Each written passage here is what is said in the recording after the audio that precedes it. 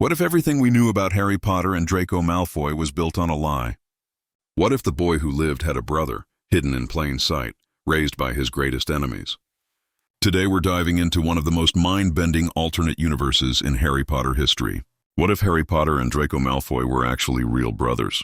Stick around because this changes absolutely everything. Before we dive in, let's establish our premise. There are a few ways this could have happened, but we're going with the most compelling scenario. On that fateful Halloween night in 1981, Lily and James Potter didn't have just one son. They had twins. Harry and Draco were both born to Lily and James Potter. But when Voldemort attacked, something incredible happened. In the chaos of that night, in the moments before Voldemort arrived, James Potter made a desperate decision. He'd received a warning, perhaps from Dumbledore, or perhaps from his own instincts, that Voldemort was coming. In a panic, James sent one of his twin sons away with the one person he thought might be able to hide him where Voldemort would never look. Someone who moved in pure blood circles. Someone who could make a child disappear into the world Voldemort trusted most. That person was Lucius Malfoy. Now you might be thinking, why would Lucius Malfoy help James Potter? Here's the thing. Before Voldemort's rise to power, before the lines were so clearly drawn, the wizarding world was smaller than we think. Lucius and James knew each other. They weren't friends, but they had connections through the ministry, through old family ties that went back generations. And Lucius, for all his ambitions, wasn't fully committed to Voldemort yet. He was hedging his bets. He was playing both sides. When James came to him in desperation, offering him something valuable in return, perhaps gold, perhaps secrets, perhaps a life debt that could be called upon, Lucius agreed. He took the child. He took Draco, though that wasn't his name yet, and he claimed the boy as his own son with Narcissa. Narcissa knew the truth. She had to. But she also knew that this child, this Potter child, was now her protection. If Voldemort won, they had a son. If Voldemort lost, they had leverage.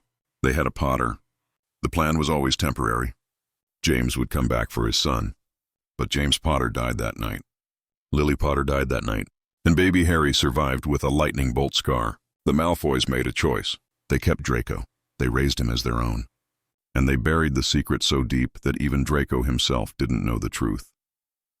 Imagine Draco Malfoy's childhood, but with this hidden truth lurking beneath the surface. He's raised in Malfoy Manor with every privilege imaginable. He's taught that pure blood supremacy is the natural order. He's given the best of everything. He's molded into the perfect Malfoy heir. But Narcissa looks at him sometimes with an expression he can't quite understand. There's a sadness there, a guilt. Lucius is harder on him than he needs to be, always pushing, always demanding perfection, as if he's trying to erase something from the boy.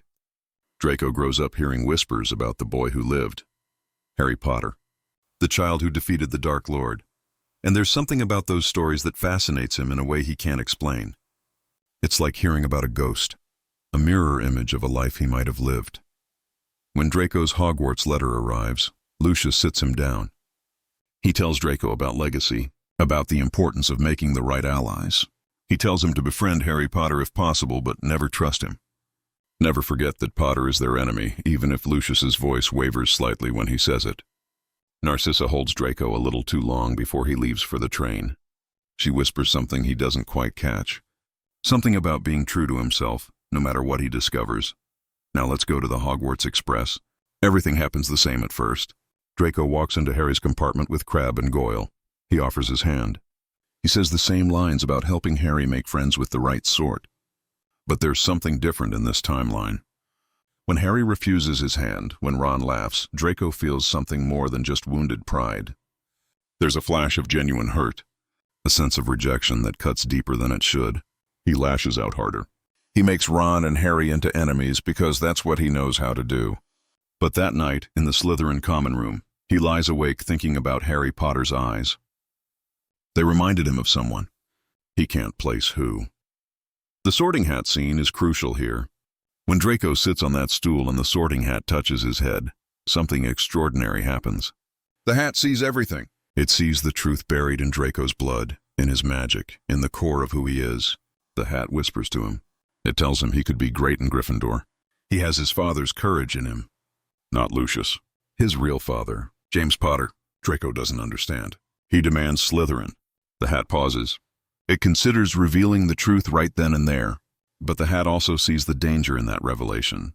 The political firestorm it would create, the target it would paint on Draco's back. So the hat makes a choice. It puts Draco in Slytherin but leaves him with a riddle. It whispers, "You are more than the name you carry, Draco Malfoy. When the time comes, remember whose blood truly runs in your veins." Draco doesn't understand. Not yet. The first year unfolds with a strange tension. Harry and Draco are rivals, bitter enemies on the surface. They compete in everything. Quidditch tryouts, classes, house points. But there are moments, small moments, where something else shines through. During the troll incident, Draco hears about Harry and Ron going after Hermione. He doesn't understand why it bothers him so much.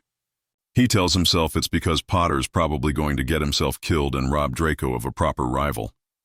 When Harry faces Voldemort in the form of Quirrell, Draco has nightmares for weeks afterward. He tells himself it's because the Dark Lord's return would be bad for everyone. But really, the thought of Harry Potter dying makes him feel sick in a way he can't explain. Second year is when things start to crack. The Chamber of Secrets opens. Muggleborns are being attacked. Draco plays his role, saying horrible things about mudbloods, laughing at Hermione, playing the perfect pure blood prince. But he's watching Harry. He sees Harry's determination to save people. He sees Harry standing up to defend those who can't defend themselves. And something in Draco responds to that. Something he's been taught to bury. When Hermione is petrified, Draco feels genuinely upset. He hides it, of course, but Crabbe and Goyle notice he's quieter, less enthusiastic about the attacks. Here's where it gets interesting. Lucius Malfoy plants Tom Riddle's diary on Ginny Weasley, just like in the original timeline. But in this version, Lucius is playing an even more dangerous game. He knows Draco is actually a Potter. He knows that if Voldemort returns, the truth might come out. He's trying to engineer a situation where either Voldemort is restored and Lucius can deliver Draco as a prize, proof of his loyalty, or where Voldemort is defeated again and the Malfoys can maintain their position of power. It's a sick, twisted gamble with a child's life. His own adopted son. Draco starts having strange dreams during second year. Dreams where he's in a house he doesn't recognize, a cozy, warm place with photos on the walls. He sees a woman with red hair holding two babies. He sees a man with messy black hair and glasses laughing. He wakes up confused and disturbed. He mentions it to Narcissa once. She goes pale and tells him never to speak of those dreams again. He realizes then that something is very wrong. When Harry defeats the basilisk and destroys the diary, Draco is there. He followed Harry into the chamber. He told himself it was to expose Potter, to see him fail, but really, he couldn't stand the thought of Harry facing that danger alone. He stays hidden, watching from behind a pillar as Harry battles the basilisk. He sees Harry pull the sword from the sorting hat. He sees Harry stab the diary. And when Tom Riddle's memory screams and dissolves, Draco feels a strange sense of relief. He slips away before anyone sees him, but Harry catches a glimpse of platinum blonde hair disappearing into the shadows. Third year brings Sirius Black into the picture, and this is where our story takes a major turn. Sirius Black escapes Azkaban with one mission: to protect Harry Potter. But Sirius knows something almost nobody else does. He knows James Potter had twins. He was there. He was the secret keeper before Peter Pettigrew. He knew about the desperate plan to hide one of the boys with the Malfoys. He spent 12 years in Azkaban thinking about both of his godsons, one raised as a hero, one raised by Death Eaters. When Sirius sees Draco for the first time in the Shrieking Shack confrontation, he freezes. The boy looks like James. The sneer is all Malfoy, but the bone structure, the way he moves, that's all Potter. The Shrieking Shack scene becomes even more intense. Harry, Ron, and Hermione are there. Draco has followed them because he's been trailing Harry all year, obsessed with the mystery of Sirius Black. Snape is there, and Sirius, instead of just revealing Pettigrew's betrayal, reveals something much bigger. He looks at Draco and says, "You look just like your father, you know. James would be so proud." Draco thinks he's mocking him. He spits back something about his father being Lucius Malfoy. And Sirius laughs bitterly. He says, "Lucius isn't your father, boy. James Potter was your Harry's twin brother." The room explodes. Harry thinks Sirius has gone insane. Draco is frozen in shock. Hermione is connecting dots at lightning speed. Ron is just confused. Snape, who has been silent, confirms it with a quiet, bitter voice. He says he's known for years. He saw it immediately when Draco arrived at Hogwarts. The boy has Lily's magical signature underneath all the Malfoy training. Snape has been watching Draco with a complicated mixture of resentment and protection, seeing both James Potter and Lily Evans in this child raised by Lucius Malfoy. Draco doesn't believe it. He can't believe it. He runs. He runs from the Shrieking Shack, from Sirius, from Harry, from the truth. He makes it back to the castle and immediately demands to use the Flu network to contact his parents. Narcissa's face when she sees him tells him everything. She doesn't deny it. She breaks down. She tells him she's loved him as her own son. She tells him about that Halloween night, about James Potter's desperate plea, about the promise to keep him safe. Lucius gets on the Flu and his face is cold. He tells Draco that blood doesn't matter, that Draco is a Malfoy in every way that counts, and that Draco will never speak of this again. But Draco can't unhear the truth. He spends the rest of third year in a fog. He watches Harry from a distance, trying to see similarities, trying to understand how they could be brothers. Harry is brave and reckless and loyal to a fault. Draco has been raised to be cunning and ambitious and to look out for himself first. They're nothing alike, or are they? Draco starts noticing things. The way they both get obsessive about problems, worrying at them until they find solutions. The way they both have terrible poker faces when they're really emotional. The way they both would do anything for the people they decide to protect. The end of third year. When Harry learns the full truth about Sirius and Pettigrew, Draco is watching from a window as Harry nearly gets to leave with Sirius. Draco feels a stab of jealousy so sharp it takes his breath away. That's his godfather too. That's his family too. But he has no claim to it. He's been a Malfoy for 13 years. He can't just stop being one now. Fourth year, the Triwizard Tournament, is where everything accelerates. Harry's name comes out of the Goblet of Fire. The school turns against him. Even Ron abandons him. But Draco, watching from the Slytherin table, feels sick. He knows this is dangerous. He knows Harry could die. And despite everything, despite their rivalry, despite the gulf between them, Draco doesn't want his brother to die. He started thinking of Harry that way in his private moments. His brother. The word feels foreign and right at the same time. Draco does something unexpected. He starts leaving hints for Harry, anonymous notes about the first task. A book about dragons left in the library where Harry studies. Information about Gillyweed slipped into Hermione's bag. Harry doesn't know who his mysterious helper is. Hermione suspects it might be Dumbledore or one of the other professors. They never suspect Draco Malfoy. The Yule Ball is torture for Draco.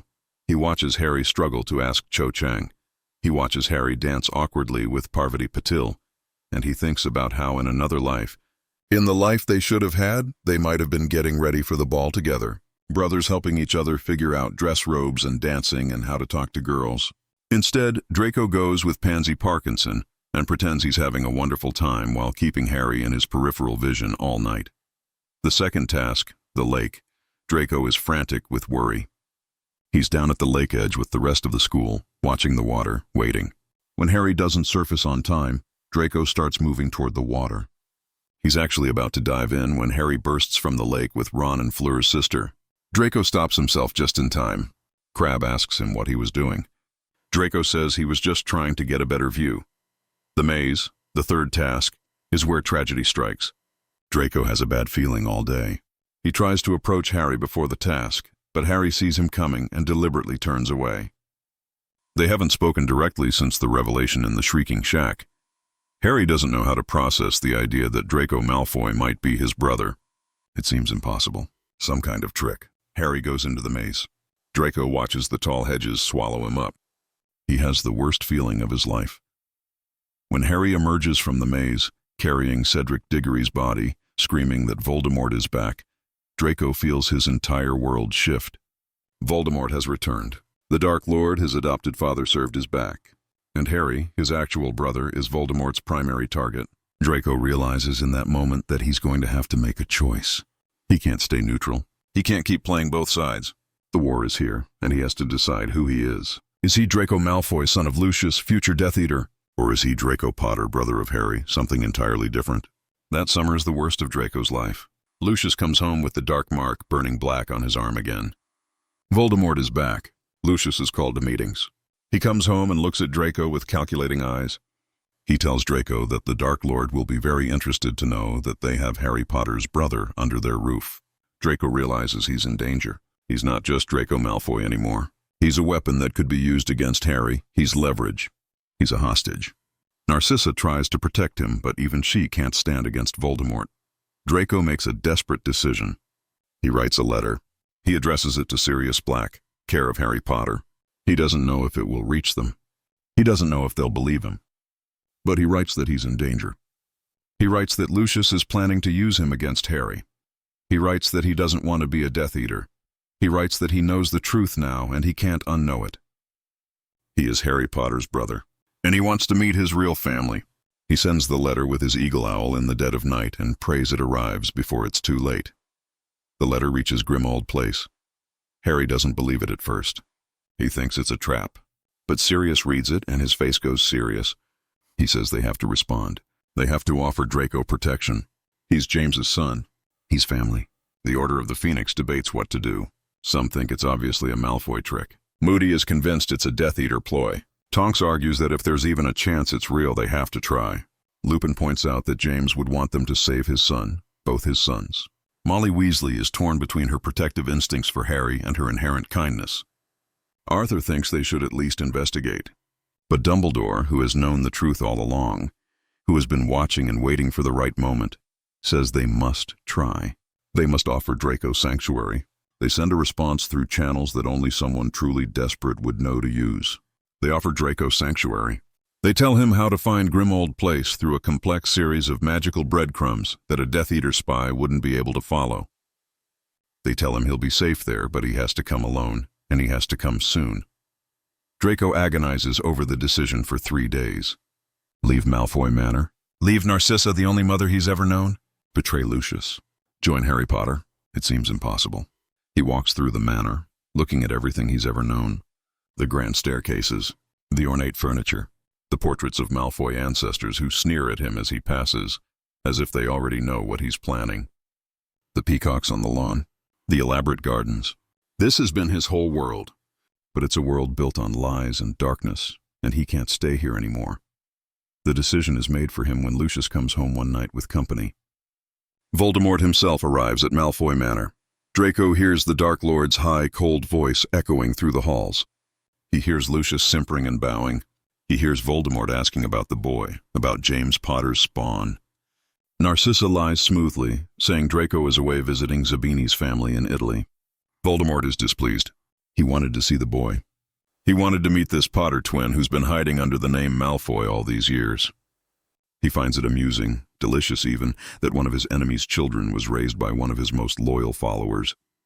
He tells Lucius to bring the boy to him as soon as he returns. Voldemort has plans for Draco, plans that will break Harry Potter completely. Draco hears all of this from a hidden alcove where he's concealed himself. His blood runs cold. He knows he's out of time. That night after Voldemort leaves, Draco packs a small bag. He takes only what he can carry. A few clothes, his wand, some gold. The photo Narcissa gave him once of a family he doesn't remember. He finds Narcissa in her sitting room and tells her he has to go. She doesn't ask where. She knows. She cries. She holds him for a long time. She tells him she understands. She tells him to be safe. She tells him she loves him and she always will, no matter what name he goes by. She gives him a locket with a photo inside, a photo he's never seen before. It's James and Lily Potter, young and happy, holding 2 baby boys. One has a tuft of black hair. One has platinum blonde. Both are laughing. Narcissa tells him she's kept it hidden all these years. She tells him to remember who he really is. Then she does something extraordinary. She casts a powerful protective charm on him, one that will mask his magical signature for a short time, long enough for him to escape without being tracked. It's ancient magic, the kind mothers use to protect their children. It will cost her, drain her magic for weeks, but she doesn't hesitate. He's her son, blood or not, and she will die before she lets Voldemort have him. Draco disappears into the night using a side entrance of the manor that only the family knows about. He follows the complicated instructions the Order sent. A portkey hidden in a specific tree, a password whispered at a crossroads, a seemingly abandoned shop in London where the walls are thinner between worlds. Each step takes him further from everything he's known and closer to a future he can't predict. He's terrified. Every shadow makes him jump. Every sound could be a Death Eater tracking him. But he keeps moving forward because going back would mean death. If not his physical death, then the death of who he could become. He finally reaches the square in London where Grimmauld Place should be. He reads the paper Sirius sent him. Number 12, Grimmauld Place. He reads it and concentrates, and suddenly a house appears between numbers 11 and 13. It's shabby and dark and nothing like Malfoy Manor.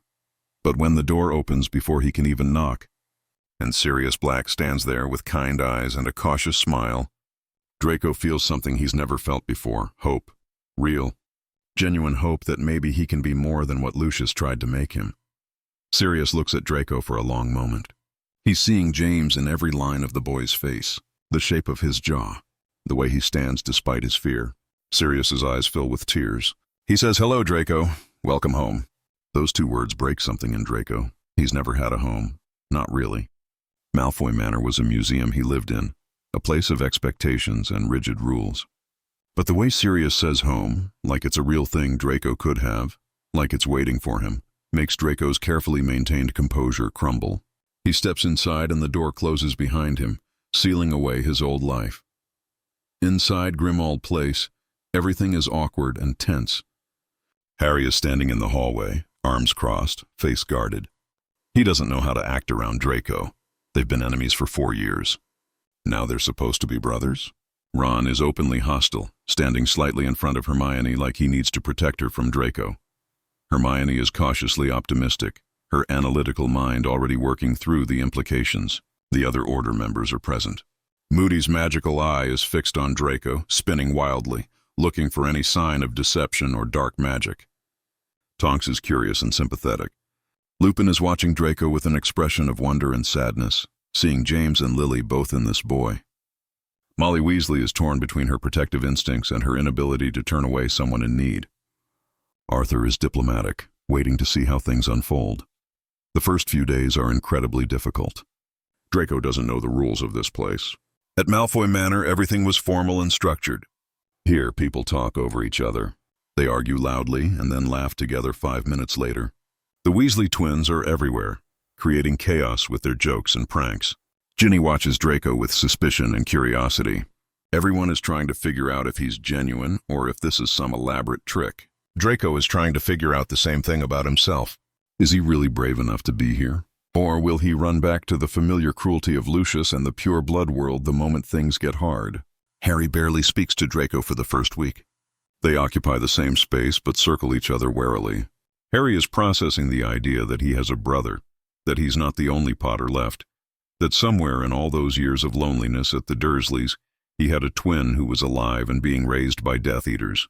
It's too much. It's overwhelming. And he doesn't know if he can trust Draco. What if this is a trick? What if Draco is here to spy for Voldemort? What if Harry lets himself believe in having a brother, and then Draco betrays him?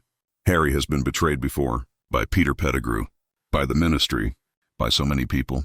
He doesn't know if he can survive being betrayed by blood. The breakthrough comes during an Order meeting. Draco is allowed to sit in because Dumbledore insists that if Draco is risking his life by being here, he deserves to know what he's risking it for. The Order is discussing Death Eater movements. Moody is frustrated because they keep getting caught off guard. The Death Eaters seem to know the Order's plans before they can execute them. Someone suggests there might be a spy in the Order. The room erupts in accusations and denials.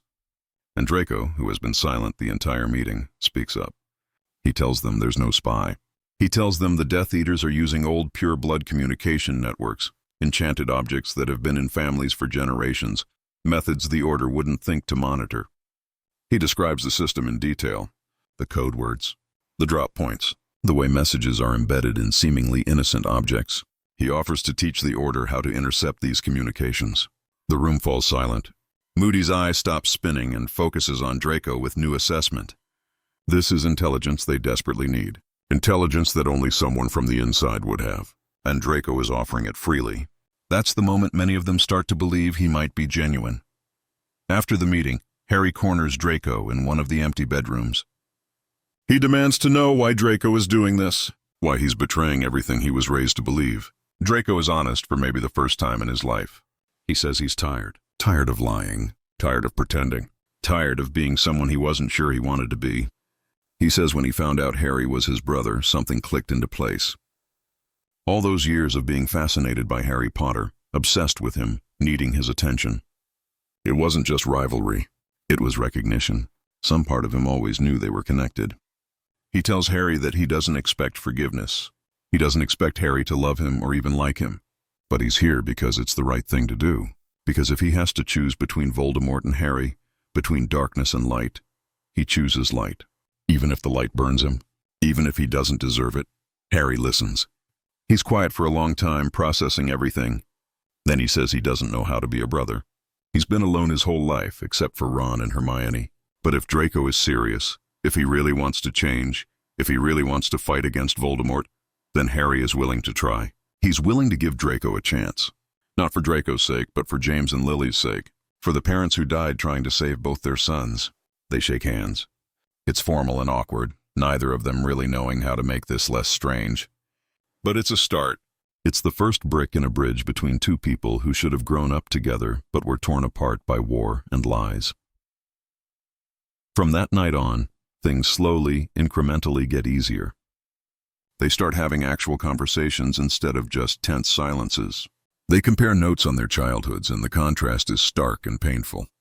Harry tells Draco about the Dursleys, about living in a cupboard under the stairs for 10 years, about being treated like a servant, like something less than human, about watching Dudley get presents and love and attention while Harry got scraps and hand-me-downs and casual cruelty, about not knowing he was a wizard, not knowing why strange things happened around him, thinking he was a freak like the Dursleys always told him he was, about the first time he went to Diagon Alley and realized there was a whole world where he belonged, where he mattered. Draco listens with growing horror. He'd always assumed Harry Potter lived a charmed life. The boy who lived, famous and beloved. The reality is so much darker.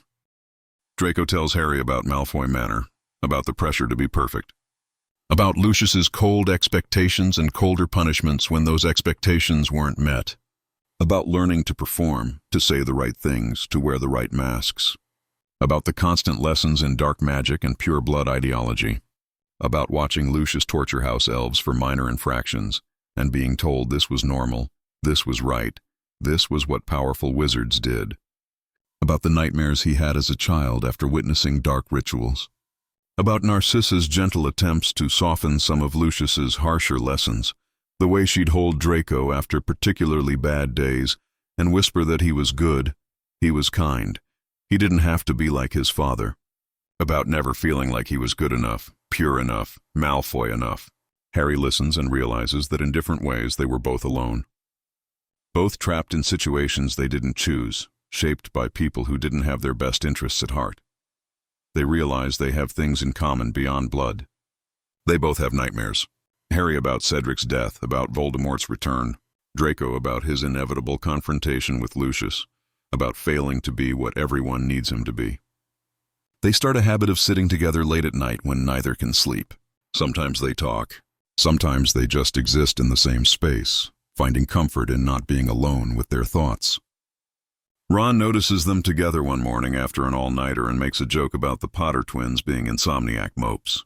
It's said affectionately, and it's the first time someone has referred to them as the Potter twins like it's a real thing. Draco looks at Harry, uncertain. Harry looks back and after a moment smiles slightly. "Yeah," he says. "The Potter twins. It has a nice ring to it. Sirius is in his element finally.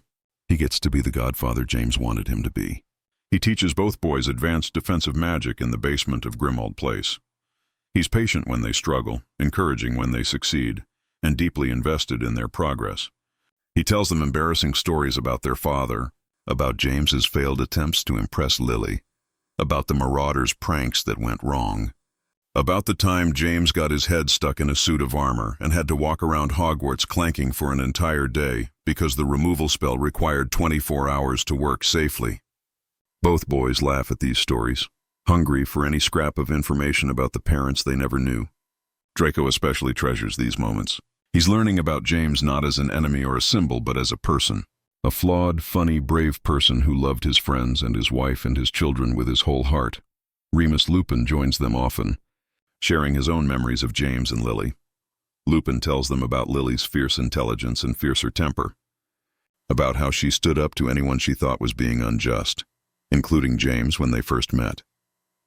about the way James had to mature and become a better person to deserve her, about how proud James was when the twins were born, how he held both babies and cried with joy, how he made elaborate plans for their future, teaching them Quidditch, taking them to see the Chudley Cannons, making sure they knew they were loved and valued and could be anything they wanted. All plans that were destroyed on Halloween night. Lupin's voice always gets thick with emotion during these stories. He lost his best friends. He missed watching these boys grow up. But now he has a chance to know them, and he's not wasting it. Draco and Harry discover they have different strengths that complement each other. Harry is instinctive and powerful, his magic driven by emotion and conviction. When he believes in something deeply enough, when he's protecting someone he loves, his spells are nearly unstoppable. He doesn't always understand the theory behind what he's doing, but he doesn't need to. His magic responds to his heart. Draco is analytical and precise, taught to understand magic on a theoretical level before attempting it. He thinks 3 steps ahead in duels. He learned from Lucius how to manipulate situations to his advantage, and now he's using those skills for good. He can predict opponent movements, identify weaknesses and defenses, create strategies on the fly. Together they're formidable. Sirius watches them duel together one day and is stunned by how seamlessly they work together. They've only been training together for a few weeks, but they move like they've been partners for years. They anticipate each other's moves. They cover each other's weaknesses. They amplify each other's strengths. It's the kind of partnership that usually takes years to develop. But there's something about their twin bond, the shared blood and increasingly shared purpose, that accelerates their connection. Ron slowly warms up to Draco over the summer. It helps that Draco genuinely tries to be friendly without being condescending.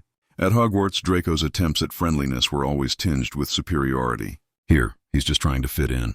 He asks Ron about Quidditch sincerely, wanting to know Ron's opinions. He listens when Ron talks about the Chudley Cannons, even though Draco personally thinks they're a terrible team. He asks about Ron's family, about what it's like to have siblings who aren't trying to kill you or steal your inheritance. He's patient when Ron is suspicious or hostile, never lashing out or retreating into his old Malfoy hauteur. He proves over and over that he's sincere in his desire to change. The breakthrough with Ron comes during a particularly intense training session. They're practicing dueling and Ron gets hit with a nasty curse, something that causes excruciating pain without leaving visible injuries. Draco immediately stops the practice and helps Ron to Sirius and Lupin, who know healing spells. He stays with Ron during the treatment, offering water, helping him sit up when the pain passes. Ron, still groggy from the curse, asks Draco why he's bothering. They're not friends. They'll never be friends. Draco is quiet for a moment. Then he says maybe not yet, but Ron is Harry's best friend. Ron is the person Harry trusts most in the world besides maybe Hermione. That makes Ron important to Draco. Because Harry is important to Draco. And if Draco wants to have any kind of relationship with his brother, he needs to accept that Ron comes with Harry. They're a package deal. Ron thinks about this. It's pragmatic and honest, and Ron appreciates that more than flowery apologies or dramatic declarations. He says that if Draco is Harry's brother, and Harry is willing to trust Draco, then Ron will give him a real chance. A real chance, not the grudging tolerance he's been offering. They shake hands. It's not friendship yet, but it's the foundation friendship could be built on. Hermione and Draco develop an unlikely intellectual partnership. They start debating everything from magical theory to politics to ethics and philosophy. Hermione challenges Draco on his old prejudices relentlessly. She's not cruel about it, but she's uncompromising. She asks him to examine why he believed what he did, what evidence he has, whether it holds up to logical scrutiny. She points out the contradictions in pure-blood ideology. If magical ability is inherited and Muggleborns shouldn't have magic, why are Muggleborns like Hermione more powerful than many pure-bloods? If blood purity is about preserving magical strength, why do inbred pure-blood families have increasing rates of squibs and insanity? If Muggles are so inferior, why has the Muggle world advanced technologically in ways the Wizarding world hasn't? Draco, who was raised to believe in pure-blood superiority but never really examined those beliefs critically because questioning them was dangerous in his household, finds himself unable to defend positions he's held his whole life. Hermione systematically dismantles every argument for blood supremacy with logic and evidence. It's uncomfortable and sometimes painful because Draco has to confront the fact that he was raised on lies, that he parroted hateful ideology that has caused real harm to real people, that his comfortable life at Malfoy Manor was built on the oppression of others. But it's also liberating. Each old belief that crumbles makes room for something new, something better, something based on reality rather than propaganda. Draco admits to Hermione one day that she's the smartest witch he's ever met, Muggle-born or otherwise. In fact, her being Muggle-born makes her more impressive because she entered the magical world knowing nothing and still managed to excel beyond most pure bloods who've been immersed in magic their entire lives. Hermione smiles and says she knows she's brilliant, but she appreciates him saying it. They laugh together. It's the first time Draco has really laughed with someone other than Harry since arriving at Grimmauld Place. It feels good, normal, like maybe he can have friends who aren't based on family alliances or house loyalties. Ginny is harder to win over. She was possessed by Voldemort through Tom Riddle's diary. She knows better than anyone how insidious dark magic can be. She watches Draco carefully, looking for signs that he's still the same boy who mocked her family and her hand-me-down robes. But she also sees how he is with Harry, the way Draco looks at his brother with a mixture of awe and determination. The way he immediately moves to Harry's side whenever there's danger or conflict. The way he's learning to laugh without that sharp edge of cruelty. Ginny is pragmatic. She decides that if Draco hurts Harry, she'll hex him into next week. But if he's genuine, if he really is trying to be better, then she'll give him a chance. She tells him this directly one day. Draco respects her honesty. He tells her he understands, and he'd probably do the same in her position. Ginny nods. They reach an uneasy truce that will slowly become genuine respect, and eventually something like friendship. The summer is spent preparing for what everyone knows is coming. A war, a real war, not the skirmishes and isolated attacks that have characterized Voldemort's return so far. They train, they plan, they gather intelligence. Draco's knowledge of Death Eater tactics and pure blood family networks proves invaluable. He helps the Order understand how the enemy thinks, how they operate, where they'll likely strike next. He identifies potential targets and suggests protections. He even reaches out to a few contacts from his old life, people he thinks might be persuadable, who might be convinced to switch sides or at least remain neutral. It's dangerous work. Every contact is a risk. But Draco feels like he needs to do something active, something that proves his commitment to the cause. When fifth year starts, the dynamic at Hogwarts has completely shifted. Everyone knows now that Draco Malfoy is actually Draco Potter, twin brother of Harry Potter. The story has been in the Daily Prophet. Rita Skeeter wrote a sensational exposé with the headline "Malfoy heir revealed as Potter twin stands against you-know-who." The article was surprisingly sympathetic to Draco, perhaps because the story of a boy raised by Death Eaters choosing good over evil is compelling and sells papers. Or perhaps because even Rita Skeeter recognizes the propaganda value of a Malfoy defecting to the light side. The Slytherins are divided. Some of them, the children of Death Eaters loyal to Voldemort, view Draco as the worst kind of traitor. They mutter threats when he passes in corridors. They hex him when teachers aren't looking. Pansy Parkinson won't even look at him anymore. When they pass each other in the halls, she turns her head away as if he's already dead to her. Crabbe and Goyle are confused and angry. They feel betrayed. Draco was their leader, and he abandoned them. Theodore Nott is having doubts about his own father's choices, and watches Draco with a mixture of envy and resentment. If Draco can leave, why can't Theo? But Theo's father is a Death Eater, and the consequences for defection would be dire. But other Slytherins, especially the younger ones who aren't as indoctrinated, look at Draco with cautious hope. If Draco Malfoy can change, can question everything he was taught, maybe they can too. Maybe they don't have to follow in their parents' footsteps. Maybe there are other options. A small group of Slytherins starts to form around this idea. Daphne Greengrass is pragmatic and ambitious, and she sees which way the wind is blowing. She thinks Voldemort will lose eventually, and she doesn't want to be on the wrong side of history. Her younger sister Astoria is more idealistic. She genuinely believes in equality and never really bought into pure blood propaganda. Blaise Zabini has always been more interested in self-preservation than ideology. He's not going to die for anyone's cause, dark or light, but he's smart enough to know that Draco backing Harry Potter is significant. These students don't openly declare allegiance to Draco or Harry. That would be too dangerous with so many Death Eater children in Slytherin. But they start sitting with Draco at meals sometimes. They stop hexing him in corridors. They create a buffer between Draco and the more hostile Slytherins. It's not much, but it's a start. It's a crack in the house unity that Slytherin prides itself on. And cracks, once they form, tend to widen.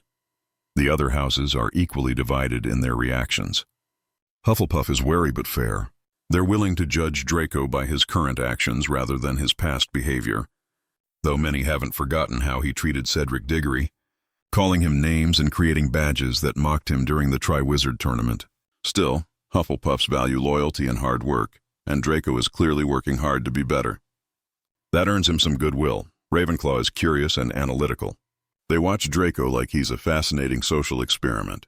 Can people really change? Is nature or nurture more powerful? If someone is raised with certain beliefs but then exposed to different information, can they truly abandon their upbringing? The Ravenclaws debate this endlessly in their common room. Some are sympathetic, some are skeptical. Most are just intellectually engaged by the question. Luna Lovegood, in her unique way, simply accepts Draco without question. She tells him one day that his aura has changed colors. It used to be murky green, the color of jealousy and ambition without purpose. Now it's silver and blue, the colors of courage and loyalty still forming. Draco has no idea if Luna is serious or if this is one of her strange jokes, but he finds it oddly comforting. Gryffindor is the most split. Some students, inspired by Harry's acceptance of his brother and the way Dumbledore has endorsed Draco's defection, welcome him. They see him as a symbol of redemption, proof that people can change if given the opportunity. But others, especially those who suffered from Draco's bullying in earlier years, can't forgive so easily. Seamus Finnegan confronts Draco in a corridor one day. He gets right in Draco's face and demands to know how many people had to die before Draco decided to switch sides. Was Cedric not enough? Would it have taken more? 10 people? 20? 100? How much blood needed to be spilled before Draco's conscience woke up? Draco doesn't have a good answer. He can't defend his past actions. He can't explain why it took so long for him to question what he was raised to believe. All he can do is stand there and take Seamus's anger because it's deserved. Finally, he says quietly that he's sorry. He wishes he'd been brave enough to change sooner. He wishes he'd questioned things earlier. But he didn't, and he has to live with that. He understands if Seamus can never forgive him, all he can do now is try to be better going forward. Try to make amends through actions since words are meaningless. Seamus is taken aback by the genuine remorse in Draco's voice and posture. He'd expected defensiveness or excuses. The sincere apology disarms him. He doesn't forgive Draco. He's not ready for that, but he stops actively antagonizing him. It's a small step, but small steps are how bridges get built. Dolores Umbridge taking over Hogwarts complicates everything. She's appointed by the Ministry as High Inquisitor, determined to control every aspect of Hogwarts and crack down on what she sees as Dumbledore's dangerous influence. She immediately targets Harry, who's been publicly claiming Voldemort is back. But she also targets Draco. In her mind, Draco is a traitor to his family and his class. He should be a proud pureblood supporting the Ministry's agenda. Instead, he's allied himself with Harry Potter and spreading dangerous ideas about unity and equality. Umbridge sees both Potter twins as threats that need to be contained. Her defense against the dark arts classes are a joke, teaching only theory with no practical application. Harry and Draco are both frustrated. They know a war is coming. They need real defensive skills, not ministry-approved propaganda. When Harry proposes forming a study group to learn actual defense, Dumbledore's army, Draco immediately volunteers to help. He's the only Slytherin member, and his presence is controversial. Many DA members don't trust him. They think he's a spy for Umbridge or worse, for Voldemort. But Hermione points out that Draco has information and skills they need. He knows dark curses that most of them have never heard of. He can teach them how Death Eaters think and fight. Harry backs Hermione up. He says Draco is his brother, and Harry trusts him. If the DA doesn't trust Harry's judgment, then maybe they shouldn't be in the DA. It's a tense moment. The room of requirement seems to hold its breath. Then Neville Longbottom, who has every reason to hate Draco given what Bellatrix Lestrange did to his parents, steps forward. He says he'll give Draco a chance. If Harry trusts him, that's good enough for Neville. Others slowly nod their agreement. They're not happy about it, but they'll try. Draco is deeply aware that he's on probation. One wrong move, one hint of betrayal, and they'll turn on him. He works harder than anyone else in the DA. He helps design training exercises. He teaches them dark curses not to use them, but to recognize them, defend against them, understand how dark wizards think. He pairs with different partners each session, forcing DA members to work with him, to see that he's genuinely trying to help. The breakthrough comes when Umbridge raids the DA meeting.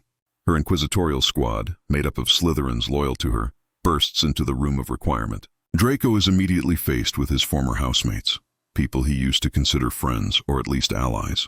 Pansy Parkinson sneers at him. Crabbe and Goyle look betrayed. The inquisitorial squad expects Draco to step aside, to let them arrest Harry and the others. After all, he's still a Slytherin. He's still a Malfoy. Surely he won't really fight against his own house. But Draco doesn't hesitate. He stands with Harry, wand raised, and faces down the inquisitorial squad. He tells them to back off. Pansy is shocked. She calls him a blood traitor. She says his father would be ashamed. Draco's face is hard and cold, every inch the Malfoy prince he was raised to be, but his words are pure Gryffindor courage. He tells them that Lucius doesn't get to define who Draco is anymore, that Draco has chosen his side, and it's not theirs. When the inquisitorial squad tries to force their way through, Draco fights them. He duels his former friends, using every trick Lucius taught him, but using them to protect Harry and the DA. It's brutal and heartbreaking. These are people he grew up with, people he laughed with and plotted with and shared a common room with for 4 years. Now he's fighting them. And he's winning. The DA manages to escape, but not without casualties. Several members are hit with stunning spells or minor hexes. Marietta Edgecombe betrays them to Umbridge, leading to Dumbledore being forced out of Hogwarts. Draco feels partially responsible. If he had handled the inquisitorial squad differently, maybe Dumbledore would still be headmaster. But Harry tells him that's not how it works. Dumbledore was always going to be targeted. Umbridge had been planning this. What matters is that the DA stood together, that Draco stood with them when it counted. After Dumbledore leaves, Hogwarts becomes a nightmare. Umbridge is fully in control. The Carrows, though not yet officially teaching there, start visiting the school as consultants. The atmosphere is oppressive. Students are punished for minor infractions with cruel detentions. Umbridge uses a blood quill on students who displease her, forcing them to carve words into their own skin. Harry gets "I must not tell lies" carved into his hand. When Draco finds out, he's furious. He wants to confront Umbridge, but Harry stops him. They can't afford to have both of them expelled or arrested. They need to be smart about this. The DA continues meeting in secret, more carefully now. They rotate locations.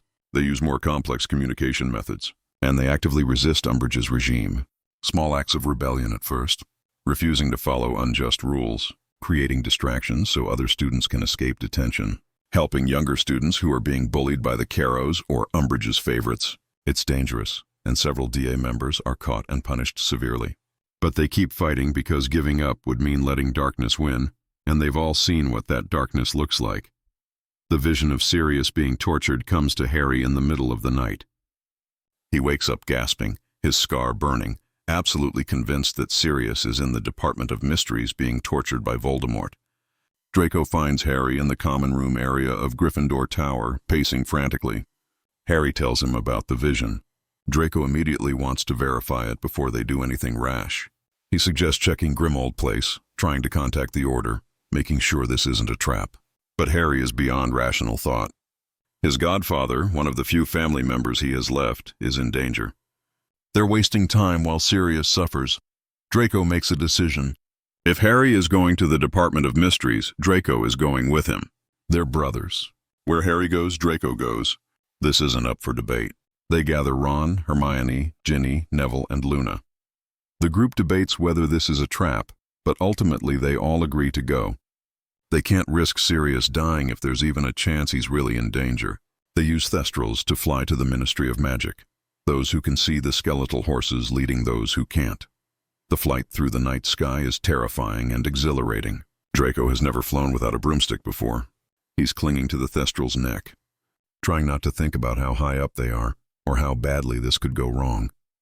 They arrive at the Ministry and make their way through empty corridors to the Department of Mysteries.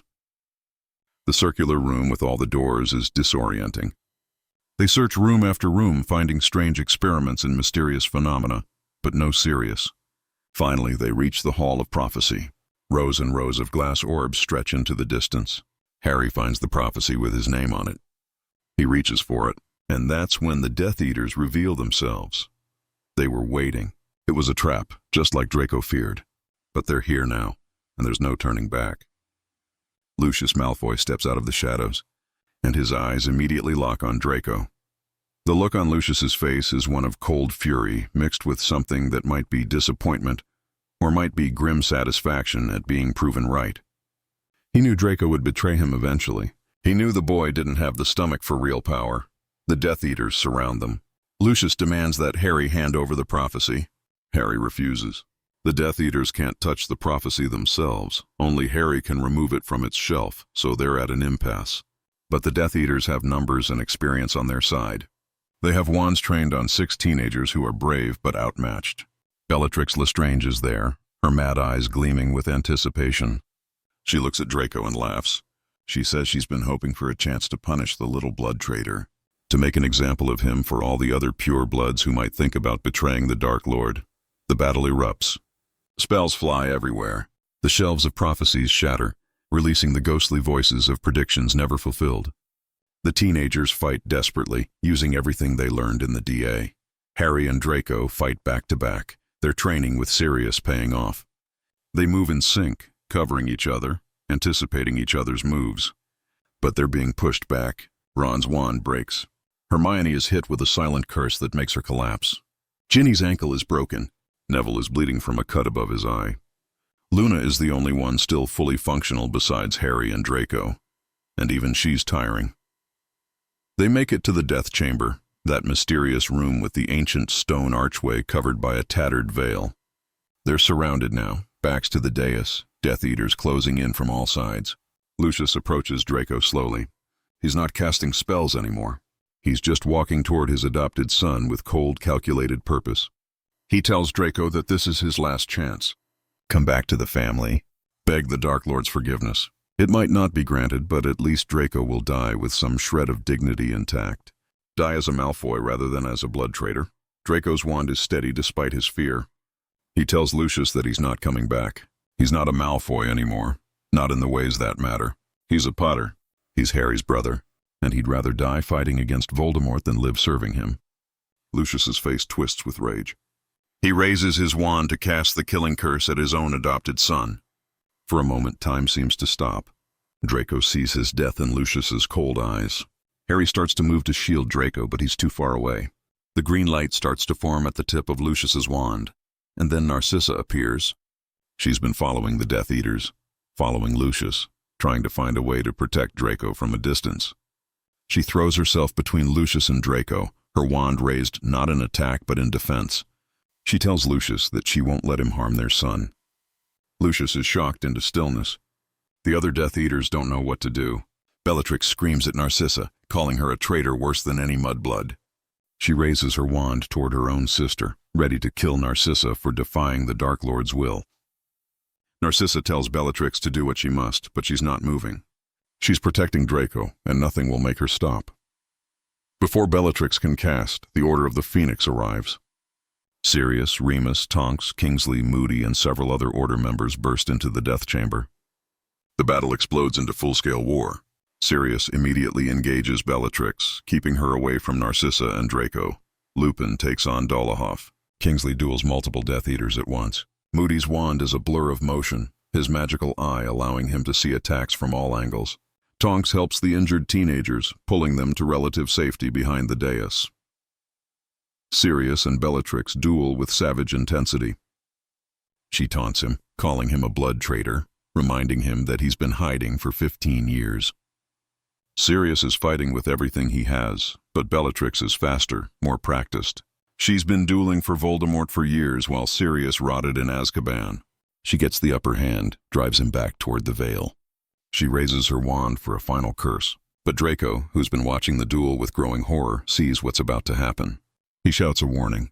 His voice cuts through the chaos of battle, and Sirius turns, sees Bellatrix's curse coming and dodges. The spell that would have killed him hits the wall instead. Bellatrix snarls in frustration. Sirius survives this time because Draco, who was trained by Lucius in constant vigilance, saw the attack coming and saved his godfather's life.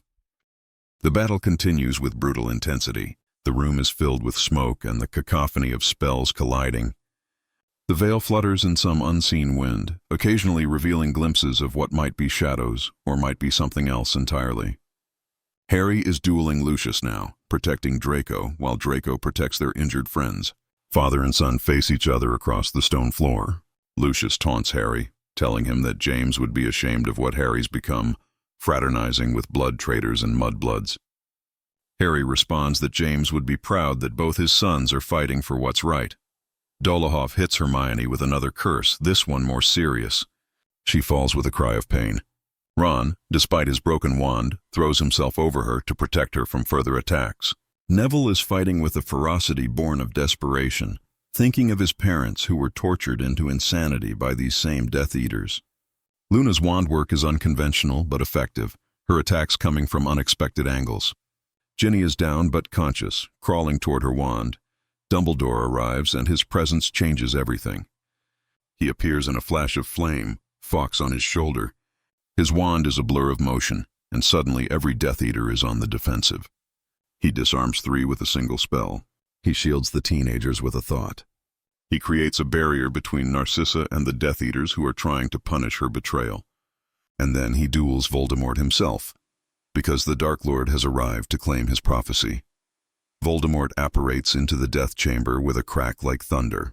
His red eyes survey the scene with cold calculation. He sees Harry and Draco standing together, both Potter twins alive and defiant. He sees Narcissa protecting Draco from her own husband. He sees the Death Eaters being pushed back by the Order, and his face twists with rage. This was supposed to be simple.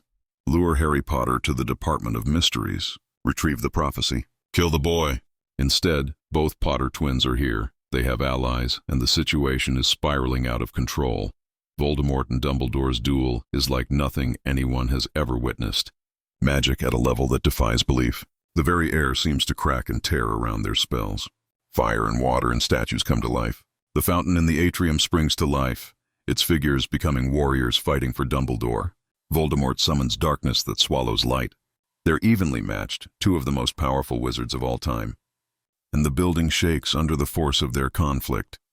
Harry tries to join the fight against Voldemort, but Dumbledore shouts at him to stay back. This is not Harry's battle, not yet. Harry and Draco help the other DA members retreat toward the Flu network. They're carrying Hermione, supporting Ginny, guiding Ron, who's disoriented from a stunning spell. They make it to the atrium just as Ministry officials start arriving, including Cornelius Fudge himself. Fudge sees Voldemort with his own eyes. There's no denying the Dark Lord's return now. The man himself is standing in the Ministry of Magic, dueling Dumbledore, clearly and undeniably alive. Voldemort realizes he's lost the element of surprise and secrecy. He disapparates, but not before making eye contact with both Harry and Draco. In that brief moment, all 3 of them feel the connection. Voldemort realizes that both Potter twins survived that night in Godric's Hollow, that both carry some fragment of the magic that defeated him once. And the twins realize that Voldemort sees them now, not as separate targets, but as a combined threat. The war has truly begun, and they're at the center of it. The aftermath of the Department of Mysteries changes everything. The Ministry can no longer deny Voldemort's return. Fudge is forced to admit he was wrong, that Dumbledore was right all along. The Daily Prophet runs front-page stories about the battle. Rita Skeeter, for once, writes something approaching the truth about Harry and Draco's bravery. The wizarding world is forced to confront the reality that they're at war. But the personal cost is devastating. Hermione is in St. Mungo's for weeks recovering from Dolohov's curse. Ron blames himself for not protecting her better. Ginny's ankle heals but leaves her with a slight limp and a newfound understanding of how easily bones can break. Neville is hailed as a hero for his bravery but has nightmares about nearly dying in the same place his parents lost their minds. Luna seems oddly unaffected, as if she always knew things would turn out this way. Harry is dealing with the guilt of leading his friends into danger. He was so certain Sirius was being tortured that he didn't stop to verify. He nearly got everyone killed because he acted on emotion instead of logic. Hermione tries to tell him it's not his fault, that they all chose to come. But Harry can't shake the feeling that he's poison. Everyone around him gets hurt. Draco has his own guilt to process. He faced down Lucius, publicly rejected him, and watched Narcissa choose to protect him over her husband and her safety. Narcissa is now wanted by the Death Eaters, considered a traitor, hunted by her own sister. She's been taken into Order protection and is hiding at a safe house, cut off from everything she's ever known. Draco knows she gave up her entire life for him, and the weight of that sacrifice is crushing. The end of fifth year is somber. Dumbledore holds a school-wide assembly to address what happened. He tells the students that dark times are coming, that they will all be tested, that they must choose between what is right and what is easy. He looks directly at Draco when he says that courage comes in many forms, and sometimes the bravest thing is to admit you were wrong and choose a new path. The assembly applauds, though some Slytherins remain silent, their faces hard and unreadable. Harry and Draco spend the last days of term together, processing everything that happened. They sit by the lake, watching the giant squid drift lazily through the water, and talk about the future. Harry says he's not coming back next year. He has things he needs to do, a mission Dumbledore hinted at. Draco immediately says he's coming too. Harry starts to argue, but Draco cuts him off. They're brothers. They're in this together. Whatever Harry is facing, Draco is facing it with him. The summer before sixth year is transformative. Harry and Draco are both staying at Grimmauld Place, training intensely. Sirius, grateful to be alive and aware of how close he came to death, throws himself into preparing both his godsons for war. He teaches them advanced dueling techniques. He shows them how to fight multiple opponents. He drills them on defensive spells until they can cast them non-verbally, instantly, under pressure. Remus joins the training, adding his expertise on dark creatures and transformation magic. Tonks teaches them disguise techniques and aura tactics. Kingsley shows them ministry protocols so they can navigate bureaucracy and avoid legal traps. Bill Weasley visits from Egypt and teaches them about curse breaking, how to recognize and disable dangerous enchantments. Charlie comes from Romania with stories about dragons and offers combat tips learned from wrestling 2-ton fire breathers. The twins, Fred and George, contribute by teaching Harry and Draco every prank, trick, and creative use of magic they've developed. Some of it is silly, but some is genuinely useful. Knowing how to create diversions, disable tracking spells, and escape impossible situations are all valuable skills in war. Molly Weasley is torn between wanting to keep all the children safe and recognizing that they're not children anymore. They're soldiers in a war whether she likes it or not. She focuses on what she can control, making sure they eat properly, teaching them domestic magic that can be surprisingly useful in survival situations, healing spells, food preservation, how to create protective wards around a temporary shelter. She hugs Harry and Draco frequently, fiercely, as if she can protect them through sheer force of maternal love. Dumbledore visits Grimmauld Place regularly, and he begins teaching Harry and Draco about Voldemort. He shows them memories retrieved from various sources. They see Tom Riddle as a child in the orphanage, already displaying signs of the monster he would become. They see him at Hogwarts, charming and brilliant and dangerous. They see his transformation into Voldemort, his descent into darkness, his obsession with immortality. And finally, they learn about Horcruxes. The revelation about Horcruxes is devastating. Voldemort has split his soul into 7 pieces, hidden in objects of significance. Dumbledore explains that he suspects he knows what some of these objects are. The diary Harry destroyed in second year. A ring that Dumbledore found and destroyed, though it cursed his hand in the process. His hand is blackened and withered, the curse slowly spreading despite Snape's treatments. Dumbledore suspects there's a locket, a cup, possibly something of Ravenclaw's, and Voldemort's snake Nagini. And then there's Harry himself. When Dumbledore reveals that Harry is a Horcrux, that a piece of Voldemort's soul latched onto Harry the night his parents died, the room falls into shocked silence. Harry is numb, processing what this means. He's been carrying a piece of Voldemort inside him his whole life. That's why he can speak Parseltongue. That's why he has visions of what Voldemort is doing. That's why they're connected. And for Voldemort to truly die, the Horcrux inside Harry must be destroyed, which means Harry has to die. Draco's reaction is immediate and visceral. He says no, absolutely not. There has to be another way. They'll find another way. Harry can't die. They just found each other. Draco has already lost one family.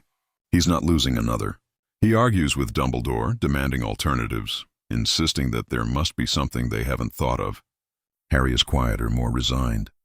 He suspected for a while that his connection to Voldemort meant something terrible. But Draco's anguish breaks through Harry's calm acceptance. Harry realizes that his death would destroy Draco, and for the first time, Harry truly understands what it means to have a brother. To have someone who would be shattered by losing you. Dumbledore watches them both with sad, knowing eyes. He tells them that there may be another way. He's not certain, The magic is theoretical and has never been attempted, but it's possible.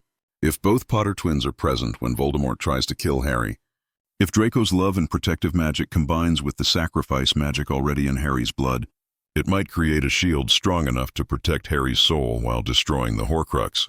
The power of two brothers, willing to die for each other, willing to sacrifice everything for love, that kind of magic is ancient and profound. It defeated Voldemort once through Lily's sacrifice.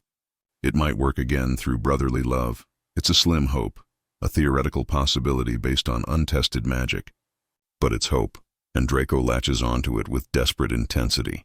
He says they'll make it work. Whatever it takes, they'll make it work. Harry is less optimistic, but agrees to try. If there's even a chance he can survive, he has to take it. For Draco. For Ron and Hermione and Ginny. For Sirius and the Order. For everyone he loves and everyone who loves him. The rest of the summer is spent preparing for the mission ahead. Dumbledore tells them about his plan to retrieve the locket Horcrux from a cave where Voldemort hid it decades ago. The cave is protected by dark magic, traps designed to torture and kill anyone seeking the Horcrux. It will be dangerous, possibly fatal, but it's necessary. Each Horcrux they destroy brings them closer to making Voldemort mortal again. Harry and Draco both insist on coming. Dumbledore initially refuses, wanting to protect them, but eventually concedes. They're not children anymore, and this is their war as much as his. The mission to the cave happens on a cold autumn night. The three of them apparate to a desolate stretch of coastline. The cave entrance is hidden among jagged rocks, waves crashing violently against the shore. They have to swim to reach it, the water freezing and hostile. Draco has never been a strong swimmer, having learned in the heated indoor pool at Malfoy Manor, and the ocean is terrifying in its vastness and power. Harry stays close to him, helping him navigate the churning water, and they make it to the cave entrance soaked and shivering. Inside, the cave is even worse than they imagined. The walls seem to pulse with malevolent magic. The air is thick and oppressive. They have to cross a lake, and there's a boat that only allows passage to one person based on magical signature. But something extraordinary happens when Harry and Draco approach the boat together. The magic waver's confused. It's designed to detect one magical presence, but Harry and Draco, as twins, as brothers whose magic is increasingly entwined through their bond and shared experiences, register as almost one entity. The boat accepts them both along with Dumbledore. It's the first concrete proof they have that their connection is deeper than genetics, that they're becoming something more than just two separate individuals. The journey across the lake is eerie and silent except for the gentle splash of water against the boat. The lake is unnaturally still, like black glass, and Draco can sense something beneath the surface. Something watching, something waiting. When they reach the island in the center, they find a basin filled with glowing green potion. The Horcrux is at the bottom, submerged in liquid that Dumbledore explains must be drunk entirely before the locket can be retrieved. The potion is cursed to cause terrible suffering, to force the drinker to relive their worst memories and experiences, to break them psychologically before it kills them physically. Dumbledore insists on drinking it himself. He's old, he says. He's already dying from the curse on his hand. He can endure this. Harry and Draco watch in horror as Dumbledore begins to drink. The effects are immediate and brutal. He cries out, reliving the death of his sister Ariana. He begs for forgiveness from Grindelwald. He screams about his failures and his regrets. He tries to stop drinking, but Harry and Draco force him to continue, tears streaming down their faces as they torture this man they both love and respect. It's one of the hardest things they've ever had to do, but there's no other way. When the potion is finally gone and Dumbledore is barely conscious, they retrieve the locket. Draco holds it, feeling the malevolent pulse of dark magic within it. This small golden locket contains a piece of Voldemort's soul. It's horrifying and fascinating in equal measure. But then the Inferi attack. Corpses rise from the lake, dozens of them, pale and rotting and relentless. They grab at Harry and Draco, trying to pull them into the water, trying to drown them. Draco panics for a moment, seeing the corpses' faces, wondering if this is what everyone he cares about will eventually become. Dead bodies animated by dark magic. But Harry casts fire, bright and hot, driving the Inferi back. Draco adds his own magic, creating a wall of flame that holds the creatures at bay while they escape with Dumbledore. They make it back to Hogsmeade, exhausted and traumatized, but alive. Dumbledore is weak from the potion, his cursed hand worse than ever. When they open the locket at Grimmauld Place, surrounded by the Order, they find it's a fake. Inside is a note from someone identified only as RAB, claiming to have stolen the real Horcrux with the intention of destroying it. The disappointment is crushing. They risked everything, tortured Dumbledore, fought off Inferi, and it was all for nothing. The real Horcrux is somewhere else, and they have no idea where. But Kreacher, the Black family house elf, recognizes the locket's description. With trembling voice and tears in his large eyes, he tells them about Regulus Arcturus Black, Sirius's younger brother. Regulus was a Death Eater who turned against Voldemort after witnessing his cruelty to Kreacher. Regulus stole the locket from Voldemort's cave and ordered Kreacher to destroy it, but Kreacher failed. He's been trying to destroy it for years, using every method he can think of, but nothing works. The locket is indestructible through normal means. The story of Regulus affects Draco deeply. Here was another pure-blood heir, raised with similar ideology, who chose to betray Voldemort, who died fighting against the darkness he once served. Draco sees himself in Regulus, sees what he could have become if he'd been braver sooner. Sirius is emotional hearing about his brother's heroism after years of thinking Regulus died as a coward and a Death Eater. The Order rallies around this revelation, finding hope in the story of Regulus's redemption. Kreacher tells them that Mundungus Fletcher stole the locket from Grimmauld Place months ago and sold it. They track down Mundungus, who admits under pressure from Moody's intimidation that he sold it to Dolores Umbridge to avoid being arrested for trading stolen goods. The locket, a Slytherin family heirloom, was exactly the kind of thing Umbridge would want as proof of her pure blood credentials, even though everyone knows she's lying about her heritage. This means they need to infiltrate the Ministry of Magic to retrieve the locket from Umbridge. It's an insane plan, impossibly dangerous, but necessary. They spend weeks preparing, gathering polyjuice potion ingredients, studying ministry layouts, identifying targets to impersonate. Harry will become Runcorn, a ministry employee. Hermione will become Mafalda Hopkirk. Ron will become Reg Cattermole. And Draco, using his knowledge of the ministry's inner workings and his ability to impersonate pure-blood ideology perfectly, will become an assistant to Yaxley, one of Voldemort's Death Eaters who's infiltrated the ministry at a high level. The break-in happens on a rainy autumn morning. They take polyjuice potion and walk into the ministry through the public entrance, trying to look casual despite their terror. The ministry has changed dramatically since Voldemort's takeover. There are propaganda posters everywhere about blood purity and the dangers of Muggleborns. The statue in the atrium has been replaced with one showing wizards and witches seated on thrones made of twisted bodies of Muggles. It's sickening and terrifying, a glimpse of what Britain will become if Voldemort wins. They split up to accomplish different objectives. Draco's job is to gather intelligence while the others retrieve the locket from Umbridge. He walks through corridors where people he used to know, children of his parents' friends, are now working to strip Muggleborns of their rights and freedoms. He sees the Muggleborn Registration Commission in action, watching terrified witches and wizards being interrogated about their parentage, threatened with Azkaban if they can't prove their blood status. He realizes this is what he was supposed to become. This is what Lucius wanted for him. A cog in Voldemort's machine of oppression. He feels physically ill. He overhears conversations about Harry Potter. There's a massive manhunt underway. Snatchers have been hired to capture Harry and anyone associated with him. The reward is substantial. Every Death Eater and Ministry employee is obsessed with finding the boy who lived. They don't know that Draco is also a target now, that the Malfoy heir who defected is almost as wanted as Harry himself. Draco gathers as much information as he can, memorizing names and faces, identifying which Ministry officials might be under the Imperious Curse and which are true believers in Voldemort's vision. Meanwhile, Harry confronts Umbridge in a courtroom where she's presiding over the trial of a Muggle-born witch accused of stealing magic. The witch is terrified, her husband and children in the gallery watching helplessly. Umbridge is wearing the locket around her neck, the source of dark magic that enhances her already considerable cruelty. Harry and Hermione manage to stun Umbridge and steal the locket, freeing several Muggleborns in the process. But the escape goes wrong. They're discovered. Alarms sound throughout the Ministry. Death Eaters and Ministry security converge on their location. Harry, Hermione, Ron, and Draco run through the Ministry, dodging spells and pursuers. They're separated in the chaos. Draco finds himself cornered by Yaxley, the real one, who immediately recognizes that something is wrong. Draco's polyjuice potion is wearing off, his platinum blonde hair becoming visible. Yaxley raises his wand to capture him, to deliver both Potter twins to the Dark Lord and earn eternal favor. But Draco fights back with everything he's learned.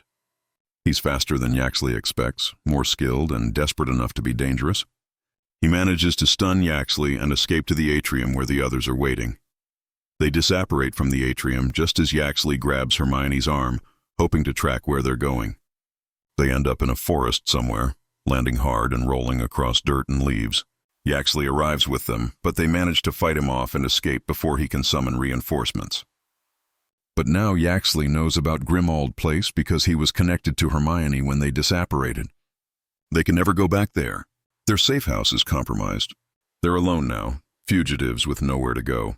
They live in a tent in the wilderness, moving from place to place every few days. It's miserable and exhausting and terrifying.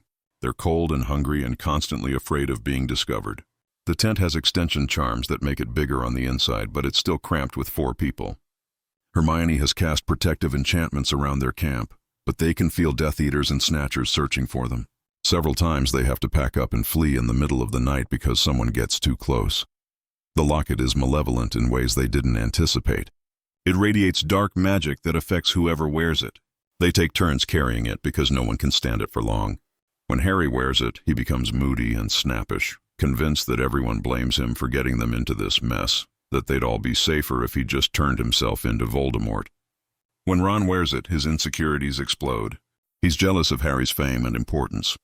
He's convinced Hermione is in love with Harry. He feels worthless and unnecessary. When Hermione wears it, she becomes obsessive and controlling, trying to plan everything down to the smallest detail because she's terrified of making a mistake that will get everyone killed.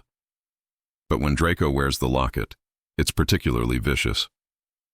The locket knows about his past. It knows his deepest fears and insecurities.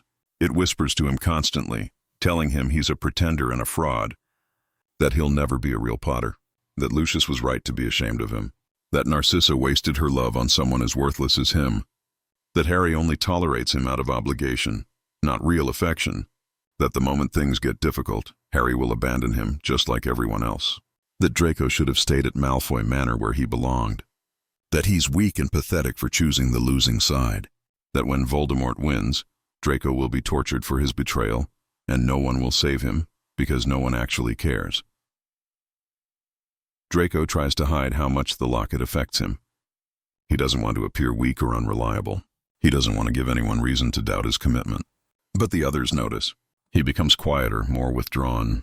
He flinches when Harry speaks to him suddenly, as if expecting condemnation instead of kindness. He takes longer watches at night, sitting alone in the darkness, fighting the locket's poison. Hermione watches him with growing concern. Ron, despite his own complicated feelings about Draco, recognizes the signs of someone being psychologically tortured. One particularly bad night, Draco is on watch wearing the locket. The whispers are relentless. They tell him that Harry would be better off without him.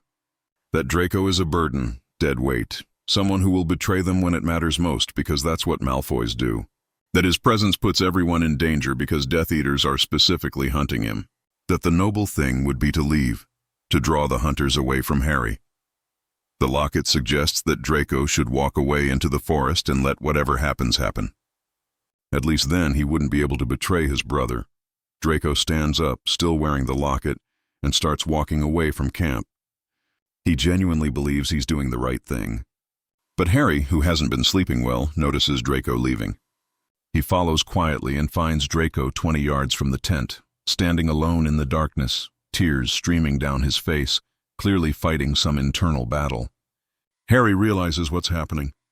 He runs forward and rips the locket off Draco's neck. The moment the locket is removed, Draco collapses to his knees, gasping like he's been drowning. Harry is furious. Not at Draco, but at the locket, at Voldemort, at the entire impossible situation. He demands to know why Draco didn't call for help.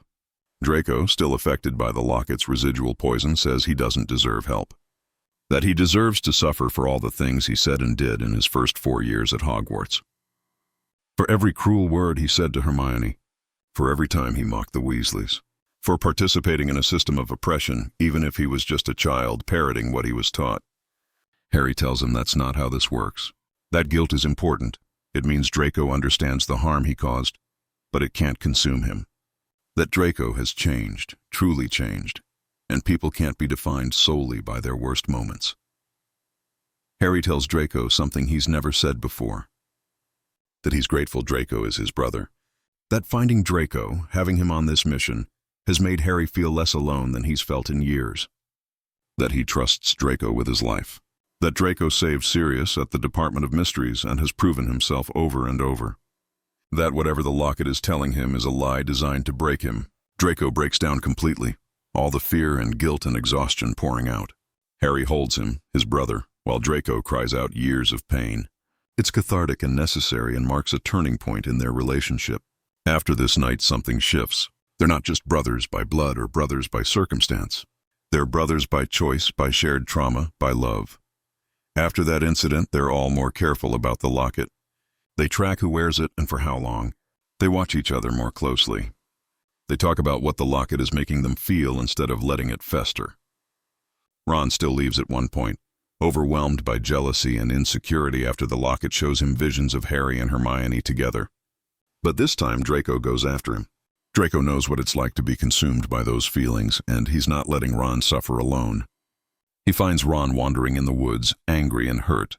They talk honestly about feeling inadequate, about being overshadowed, about fear of not being enough. Ron admits he's terrified that he's not as important as Harry or Hermione, or even Draco now. That he's just Ron, always in someone's shadow. Draco tells Ron something he's come to understand. That being in someone's shadow doesn't diminish you. That Harry needs Ron in ways Harry doesn't even fully recognize. That Ron's loyalty and courage and willingness to stand by his friends despite not being the chosen one or the brilliant one makes him invaluable. They return to camp together, and while Ron is still hurt and the tension with Harry and Hermione isn't fully resolved, he doesn't leave. The group stays intact. They need to destroy the locket but don't know how. Regular magic doesn't work. They try everything. Cutting hexes, fire spells, blasting curses. Nothing damages it. Hermione researches obsessively using the books they manage to bring, looking for information about destroying Horcruxes. She finds references to basilisk venom being one of few substances that can destroy dark magic at this level. They killed the basilisk in the Chamber of Secrets years ago. Its fangs should still be there. But getting back into Hogwarts, into the chamber, seems impossible right now. They visit Xenophilius Lovegood, hoping to learn more about a symbol they keep seeing. Xenophilius tells them about the Deathly Hallows, 3 legendary magical objects that together make the owner master of death. The Elder Wand, the most powerful wand ever created. The Resurrection Stone, which can recall the dead. The Invisibility Cloak, which makes the wearer truly invisible. Harry realizes he already has the cloak, inherited from James. The story of the 3 brothers and the Hallows fascinates Draco. He researches the Peverell family and discovers that both the Potters and the Gaunts descend from the Peverells. That means he and Harry both have ancestral claims to the Hallows. They debate whether the Hallows are even real, whether they should search for them. Harry is tempted by the Resurrection Stone, the chance to see his parents again, to ask them questions, to hear their voices. Draco understands but argues they need to focus on Horcruxes. The Hallows are a distraction. Hermione agrees. Voldemort is mortal and alive. They need to kill him, not chase legends. The visit to Godric's Hollow is emotionally devastating for both brothers. They go together, disguised with Polyjuice Potion because the village is likely being watched. They visit the cemetery and find James and Lily's grave. The headstone is simple but beautiful, engraved with the words, "The last enemy that shall be destroyed is death." Harry and Draco stand side by side, holding hands, looking at the names of their parents. Parents they never knew, parents who died trying to protect them. They're both crying, grieving for a childhood they should have had together but was stolen from them. They place flowers on the grave. Harry tells their parents that he found Draco, that they're together now, that they're fighting to finish what James and Lily started. Draco thanks James and Lily for giving him life, even though they never got to raise him. He promises to protect Harry, to honor their memory, to make them proud. It's a sacred moment, private and profound. 2 brothers mourning and promising and trying to connect with ghosts. They visit the ruins of Potter Cottage. The house is a memorial now, preserved as it was the night Voldemort attacked. They can see the blast marks on the walls. The nursery where Harry and Draco once slept. The spot where Lily died protecting Harry. It's overwhelming to stand in the place where their lives were shattered. Draco tries to imagine what that night was like. James desperately sending one twin away, hoping to save at least one son. Lily choosing to stay and protect Harry rather than flee, the moment Voldemort's curse backfired. The explosion of magic that marked Harry and destroyed Voldemort's body. Draco realizes that he owes his life to chance and timing. If James had sent Harry away instead, Draco would have the scar. Draco would be the boy who lived. Harry would have been raised by the Malfoys. Everything would have been reversed. It's a dizzying thought. They're attacked at Bathilda Bagshot's house. The old historian is dead, her body possessed by Voldemort's snake Nagini.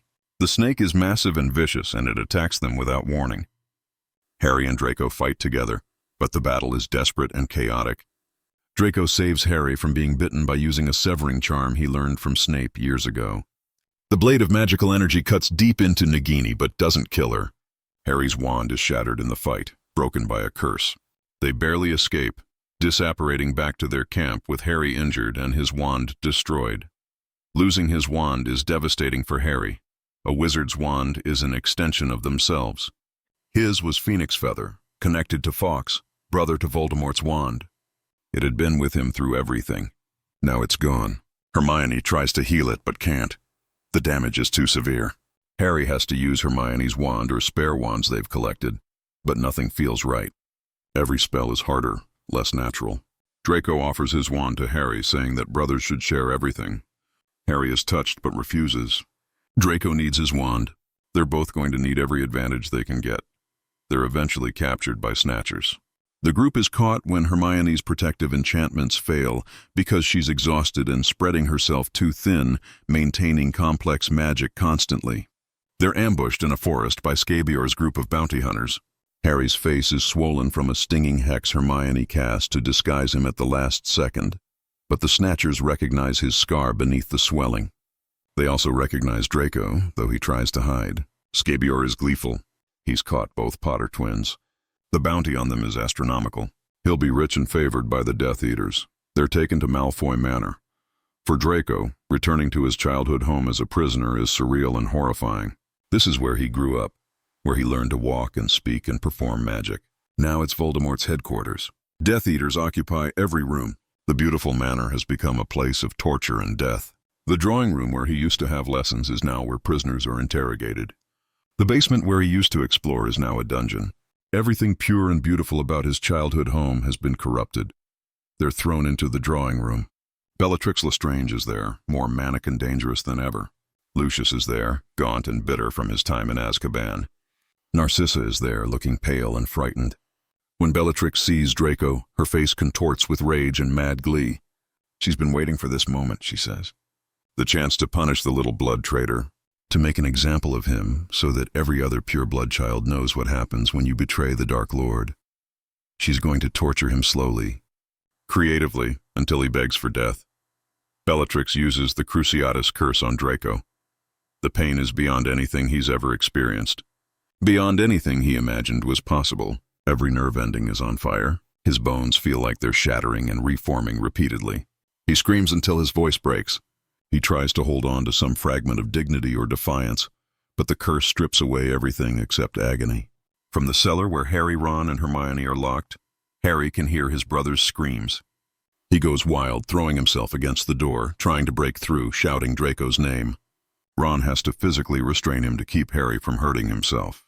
Hermione is crying, casting every unlocking spell she knows, but the door won't budge. Upstairs, Narcissa watches her son being tortured and something fundamental breaks inside her. She's stood by quietly for so long. She's played the role of dutiful Death Eater wife through Lucius's crimes and cruelties. She's made compromises and stayed silent to survive in a world that doesn't tolerate dissent.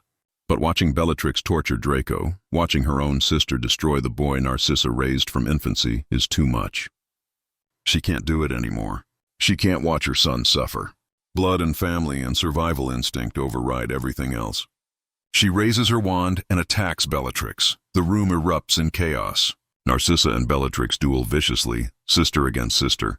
Narcissa's spells are defensive and protective, trying to drive Bellatrix away from Draco. Bellatrix's spells are meant to maim and kill, furious at this betrayal. Lucius is frozen, torn between his wife and his loyalty to Voldemort. The other Death Eaters don't know what to do. They're witnessing a civil war within one of the oldest pure-blood families. In the confusion, Dobby the house elf appears. The small elf has been watching and waiting for a chance to save Harry Potter. He apparates into the cellar and frees Harry, Ron, Hermione, and several other prisoners including Luna, Dean Thomas, and Ollivander. Harry immediately tries to get upstairs to Draco, but Hermione grabs him. They need to escape now while they have the chance. Harry refuses to leave without his brother. He runs upstairs, wand raised, and bursts into the drawing room. He sees Draco on the floor, twitching from the after effects of the Cruciatus curse. He sees Narcissa dueling Bellatrix. He sees Lucius reaching for his wand. Harry stuns Lucius and moves toward Draco. Bellatrix turns her attention to Harry, laughing with wild excitement. "Both Potter twins here. The Dark Lord will reward her beyond measure." Bellatrix throws her silver knife at Harry's heart. Time seems to slow. The blade spins through the air, deadly and precise. But Draco, still on the ground, still in pain, sees what's happening. He rolls and throws himself between Harry and the knife. The blade catches him in the shoulder instead of Harry's chest. Draco gasps in pain but doesn't fall. Harry pulls him up and they stand back to back facing the Death Eaters together. Dobby apparates them all out just as more Death Eaters arrive. Bellatrix throws another knife desperately as they disappear. They arrive at Shell Cottage in a tumble of bodies and blood. Bill and Fleur rush out to help them. Everyone is injured to varying degrees. Draco's shoulder is bleeding heavily from the knife wound. Harry has cuts and bruises. Hermione's arm is broken from when they were captured. Ron has a black eye, but Dobby is the most seriously hurt. Bellatrix's second knife caught him as they were disapparating. The blade pierced his small body, and the wound is fatal. They try to save him, but it's too late. Dobby dies in Harry's arms on the beach, his huge eyes looking up at Harry with love and trust.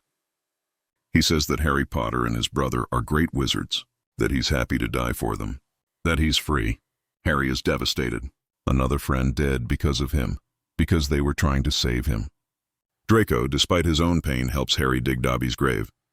They don't use magic. It feels wrong to use magic for this. This small, brave creature who died for them deserves their manual labor, their sweat, their tears. They bury Dobby on the beach overlooking the sea. They mark his grave with a simple stone that reads, "Here lies Dobby," a free elf. It's one of the saddest moments of their lives.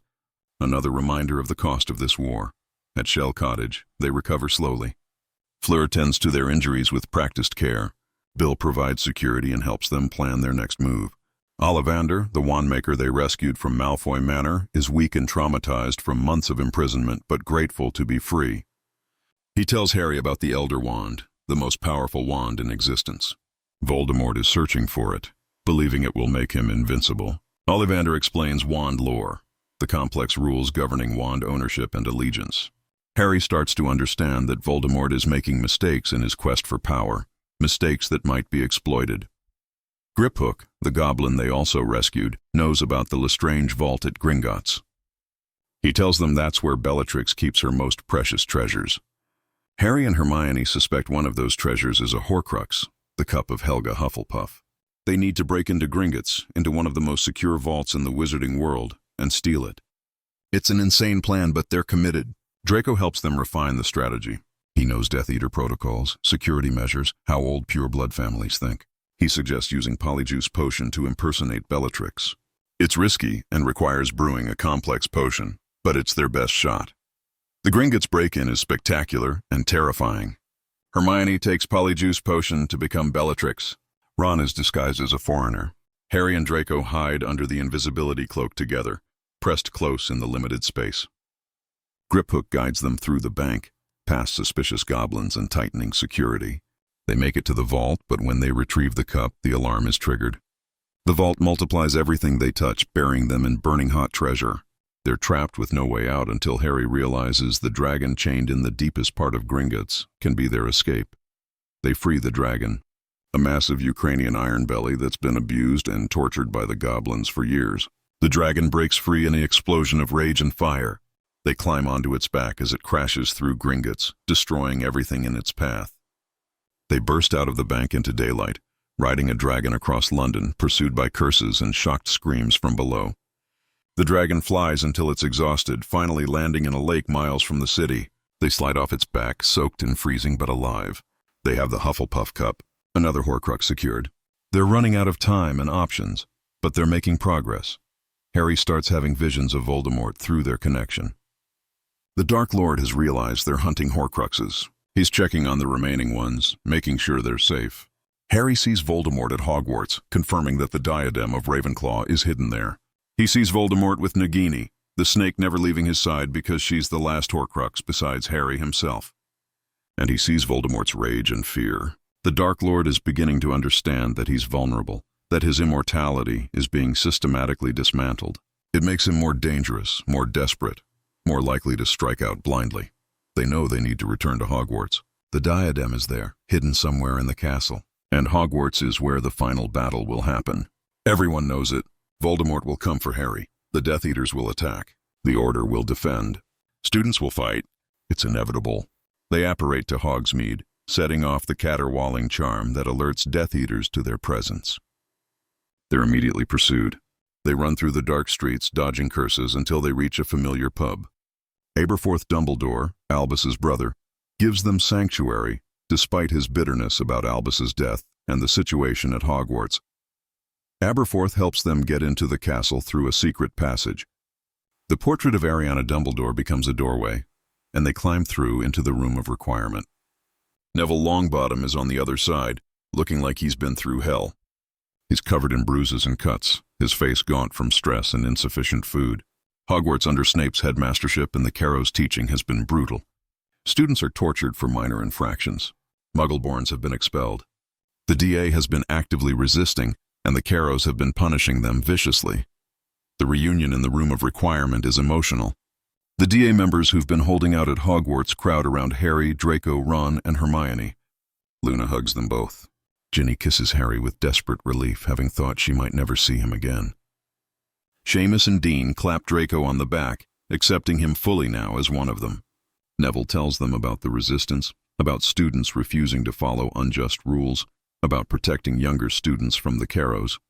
It's been a war inside Hogwarts even as the larger war raged outside. Harry tells them why they're here. They need to find the diadem of Ravenclaw, one of the lost treasures of Hogwarts. Luna knows immediately where to look. The diadem is in the Room of Requirement, hidden among thousands of other objects accumulated over centuries. They search frantically, aware that time is running out. Draco finds it, recognizing the dark magic signature from years of being around Horcruxes. The diadem is beautiful and terrible, pulsing with malevolent power. They need to destroy it, but they're inside Hogwarts now. They can't just start casting fiend fire or using basilisk venom without endangering everyone. While they're debating how to destroy the diadem, Voldemort's ultimatum comes. His voice echoes through Hogwarts, magically amplified so everyone in the castle and surrounding grounds can hear. He demands that Harry Potter be turned over by midnight. If Harry surrenders, Voldemort promises that no one else will be harmed. If Harry doesn't surrender, Voldemort will attack the school and kill everyone. Students, professors, everyone. He's giving them 1 hour to decide. The Great Hall erupts in panic and argument. Some Slytherins, children of Death Eaters, demand that Harry be handed over. Pansy Parkinson stands up and points at Harry, shouting that he's not worth all their lives. But the other houses stand with Harry. Gryffindor is one. Ravenclaw stands. Hufflepuff stands. And some Slytherins stand too. Daphne and Astoria Greengrass. Blaise Zabini. Theodore Nott, finally finding the courage his father never had. Even some who aren't sure Harry will win, but who can't stomach the thought of betraying him. The castle is dividing along moral rather than house lines. McGonagall takes charge. She's acting headmistress now that Snape has fled. She organizes the defenses, placing the most powerful witches and wizards at key points. Flitwick enchants the castle's defenses. Sprout and her students plant dangerous magical plants at all the entrances. The older students who are of age prepare to fight. The younger ones are evacuated through secret passages, though some like Colin Creevey sneak back because they won't abandon Hogwarts. Harry knows what he has to do. He needs to find Voldemort to end this. But first they need to destroy the diadem. Draco suggests they find the Chamber of Secrets, use the basilisk's fangs. It's the only way they have to destroy Horcruxes reliably. They race through the castle, Harry leading them to the girls' bathroom where the entrance is. He speaks Parseltongue, opens the chamber, and they descend into the darkness. The skeleton of the basilisk is still there, huge and terrifying even in death. They harvest fangs, Harry handling them carefully because they're still lethally poisonous. Ron takes a fang and stabs the diadem. It screams, black smoke pouring out as the fragment of Voldemort's soul is destroyed. The diadem crumbles to ash.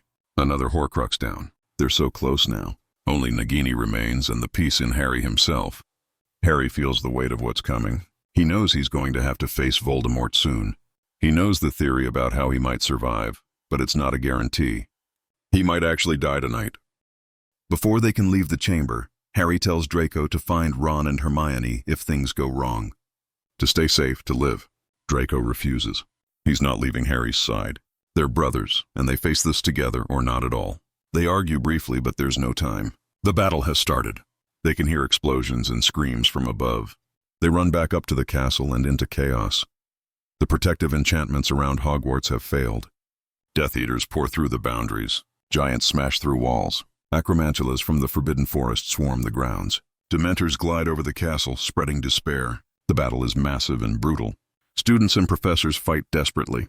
The suits of armor come to life, defending Hogwarts with sword and spear. Statues battle giants. Spells light up the night sky in every color imaginable. It's beautiful and horrifying, a war playing out in the place that should be safe, should be sanctuary. Harry and Draco fight side by side through the castle. They save a group of second years from a Death Eater. They help Neville fend off Fenrir Greyback. They see Fred Weasley laughing as he duels alongside Percy, brothers fighting together just like Harry and Draco. And then they see an explosion. A wall collapses. When the dust clears, Fred is lying still. Percy is screaming. Fred Weasley, one half of an inseparable pair, is dead. The grief hits everyone like a physical blow. One of the bright lights of Hogwarts has been extinguished. George will never be whole again. The Weasley family has paid a terrible price. The battle continues despite the losses. Lupin and Tonks fight together, new parents determined to create a better world for their son. Colin Creevey, who shouldn't be here, who was supposed to evacuate, dies defending younger students. 50 people, students and professors and order members fall before the night is over. Each death is a tragedy. Each loss diminishes them all. Harry has a vision of Voldemort in the Shrieking Shack. He sees Snape there, confronting Voldemort about something. Harry and Draco run through the tunnel under the Whomping Willow, racing to reach the shack. They arrive just in time to see Voldemort order Nagini to attack Snape. The snake strikes, her fangs sinking deep into Snape's neck. Voldemort leaves him there to die, believing that killing Snape will make him the true master of the Elder Wand. It's a miscalculation. Another mistake, but Snape is dying nonetheless. Harry and Draco rush to Snape's side. The man who's been their professor, their antagonist, someone they never fully understood, is bleeding out on the floor. Snape looks at them both, his black eyes unfocused. He tells them to take his memories. His tears, silver and luminous, leak from his eyes. Harry collects them in a flask, confused about why Snape wants this. Snape looks at Harry and says he has his mother's eyes. Then he looks at Draco and says he tried to protect him, tried to watch over both of Lily's sons even if one wore the wrong name. Then Snape dies. Another person gone, another piece of their past erased. They return to the castle with Snape's memories. The battle has paused. Voldemort has called a temporary ceasefire, giving them time to collect their dead and surrender Harry. Harry goes to Dumbledore's office and pours Snape's memories into the pensieve. What he sees changes everything. Snape loved Lily. He spent his entire adult life protecting Harry because of that love. He was Dumbledore's spy, the bravest person Harry ever met. He killed Dumbledore at Dumbledore's own request, because Dumbledore was dying anyway, and they needed Snape to maintain his cover. Every cruel thing Snape did to Harry was an act, a cover for the fact that he was protecting both Potter twins from the shadows. Harry also sees Dumbledore's plan fully revealed. Harry is a Horcrux and must die. There's no way around it. The theoretical possibility of surviving requires a sacrifice Harry doesn't fully understand, but he knows he has to try. He has to walk into the Forbidden Forest and face Voldemort. He has to die so that others can live. Harry tells Ron and Hermione what he learned. He tells them he loves them, that they're the best friends anyone could ask for. He finds Ginny and kisses her one last time, telling her to be happy, to live well, to remember him but not mourn forever. And then he finds Draco, his brother, the person he's known for the shortest time but who's become one of the most important people in his life. He tells Draco that he's grateful they found each other, that knowing Draco was his brother, having these months together, has meant everything. That Draco should stay safe, should survive, should live a long, happy life for both of them. Draco realizes what Harry is planning. He refuses to let Harry go alone. Harry tries to convince him to stay, to live, but Draco is adamant. They're brothers. They face this together. Whatever Dumbledore's plan was, whatever might happen, Draco is not letting Harry walk into death alone. They argue quietly, fiercely, but ultimately Harry relents. He can't stop Draco, and maybe, just maybe, having Draco there will make the protective magic stronger. They'll face this together. They use the resurrection stone, the one Harry found hidden inside the first snitch he caught. Their parents appear, James and Lily Potter, young and beautiful and full of love. Sirius is there, and Remus, both of them looking proud and sad. The four ghosts walk with Harry and Draco through the dark castle, past the great hall where their friends are grieving, through the grounds littered with debris and bodies, into the forbidden forest.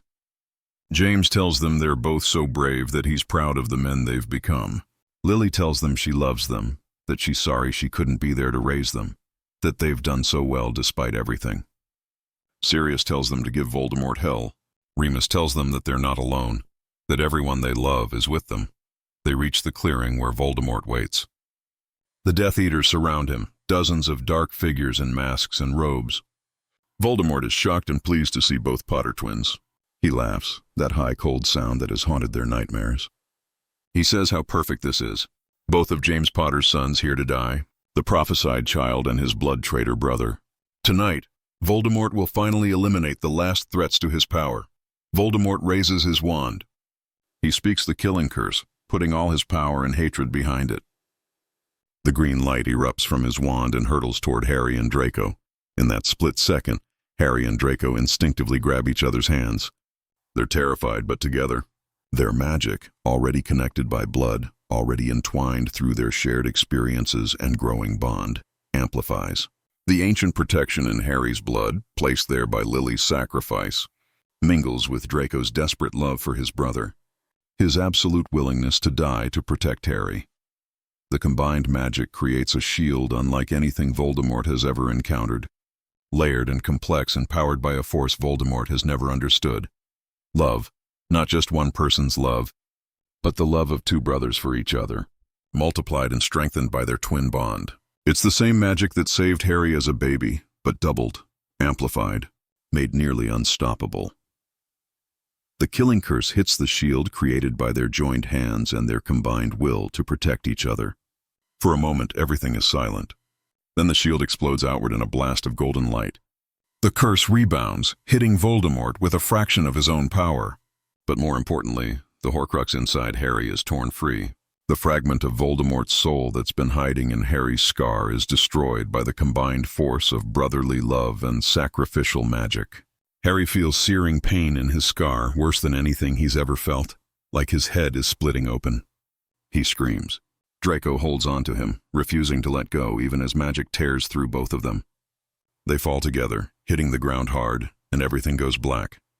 Harry wakes in a place that looks like King's Cross Station, but cleaner, brighter, more ethereal. It's the liminal space between life and death. Dumbledore is there, younger and healthier than Harry ever saw him. Dumbledore explains what happened. The Horcrux is destroyed. The combined magic of two brothers protecting each other created a force strong enough to shield Harry's soul while destroying Voldemort's fragment. It's unprecedented, a level of protective magic that even Dumbledore didn't fully predict. Harry has the choice now. He can move on to death or he can go back. Dumbledore tells him that Draco is in this place too, that Draco's soul is tethered to Harry's, and whatever Harry chooses, Draco will follow. If Harry goes back, Draco returns. If Harry moves on, Draco dies with him. They're linked now in a way that transcends normal magic. Harry chooses life. For Draco, for Ron and Hermione, for Ginny and the Weasleys and everyone fighting at Hogwarts. He chooses to finish this. He and Draco wake up simultaneously on the forest floor. The Death Eaters are in chaos. Voldemort is weakened, bleeding from wounds that aren't healing. The rebounded curse damaged him, and the destruction of the Horcrux has left him vulnerable. Narcissa, who's been forced to accompany the Death Eaters, leans down and checks if Harry and Draco are alive. She whispers that they need to pretend to be dead until they reach the castle. She tells them she's so proud of them both that they've done something incredible. Then she stands and lies to Voldemort, telling him both Potter twins are dead. Voldemort orders Hagrid to carry the bodies back to Hogwarts. Hagrid is in tears, believing Harry and Draco are actually dead. He carries them carefully, gently, his enormous body shaking with sobs. They arrive at Hogwarts just as dawn is breaking. Voldemort presents the supposedly dead Potter twins to the defenders. The response is grief and rage in equal measure. Ron and Hermione scream. Ginny collapses. The Weasleys clutch each other. McGonagall's face is carved from stone, her grief so profound she can't even express it. Neville steps forward, covered in blood and bruises, but still standing. He declares that even if Harry and Draco are dead, they haven't lost. They'll keep fighting. They'll never surrender. Voldemort mocks them, taunts them about their dead heroes. But then, as he's gloating, Harry and Draco both open their eyes. They spring up, wands in hand, very much alive. The shock on Voldemort's face is almost comical. The defenders erupt in cheering. Hope, which seemed lost, blazes back to life. Harry shouts that Voldemort is mortal now, that the Horcruxes are destroyed, that this ends today. Voldemort's face twists with rage and fear. He never accounted for this. He never imagined both Potter twins would survive. He never understood the power of their bond. The final battle erupts with new intensity. Voldemort casts the killing curse at Harry. Harry counters with Expelliarmus. Their spells meet in midair and the connection forms again. But this time, Draco adds his magic to Harry's. Brother supporting brother. Their combined power overwhelms Voldemort's curse. Neville, seeing his chance, uses the Sword of Gryffindor to decapitate Nagini. The last Horcrux besides Harry is destroyed. Voldemort is finally completely mortal. He screams in rage and terror. He tries to flee, to disapparate, but the wards are still active. He's trapped. Bellatrix duels Molly Weasley. Molly, fueled by grief for Fred and rage at everyone who's hurt her family, fights with a mother's fury. She kills Bellatrix with a spell to the heart. One of Voldemort's most loyal followers falls. Lucius tries to flee but is captured by Arthur Weasley and Kingsley Shacklebolt. Narcissa surrenders immediately, turning on the other Death Eaters, helping the Order round them up. The tide has completely turned. The Death Eaters are losing. Their master is mortal and afraid. Their cause is dying. Voldemort makes one last desperate attempt. He casts every dark curse he knows at Harry and Draco simultaneously, trying to overwhelm them. But the brothers stand back to back, their magic flowing between them as naturally as breathing. They cast shields together. They counter together. They move like one person split into two bodies. Every spell Voldemort throws is blocked or deflected. He's tiring. His stolen wand, the Elder Wand, doesn't truly belong to him. It recognizes that Harry disarmed Draco at Malfoy Manor, and Draco had disarmed Dumbledore before his death. The wand's true allegiance is to Harry. Finally, Voldemort casts one last killing curse, putting everything he has left into it. Harry and Draco cast together, their voices speaking as one. Expelliarmus, the spell of disarmament, of mercy, of non-lethal force. It's such a Harry spell to use in this final moment. The red light meets the green. The wands connect, and the Elder Wand refuses to kill its master. The curse rebounds, hitting Voldemort.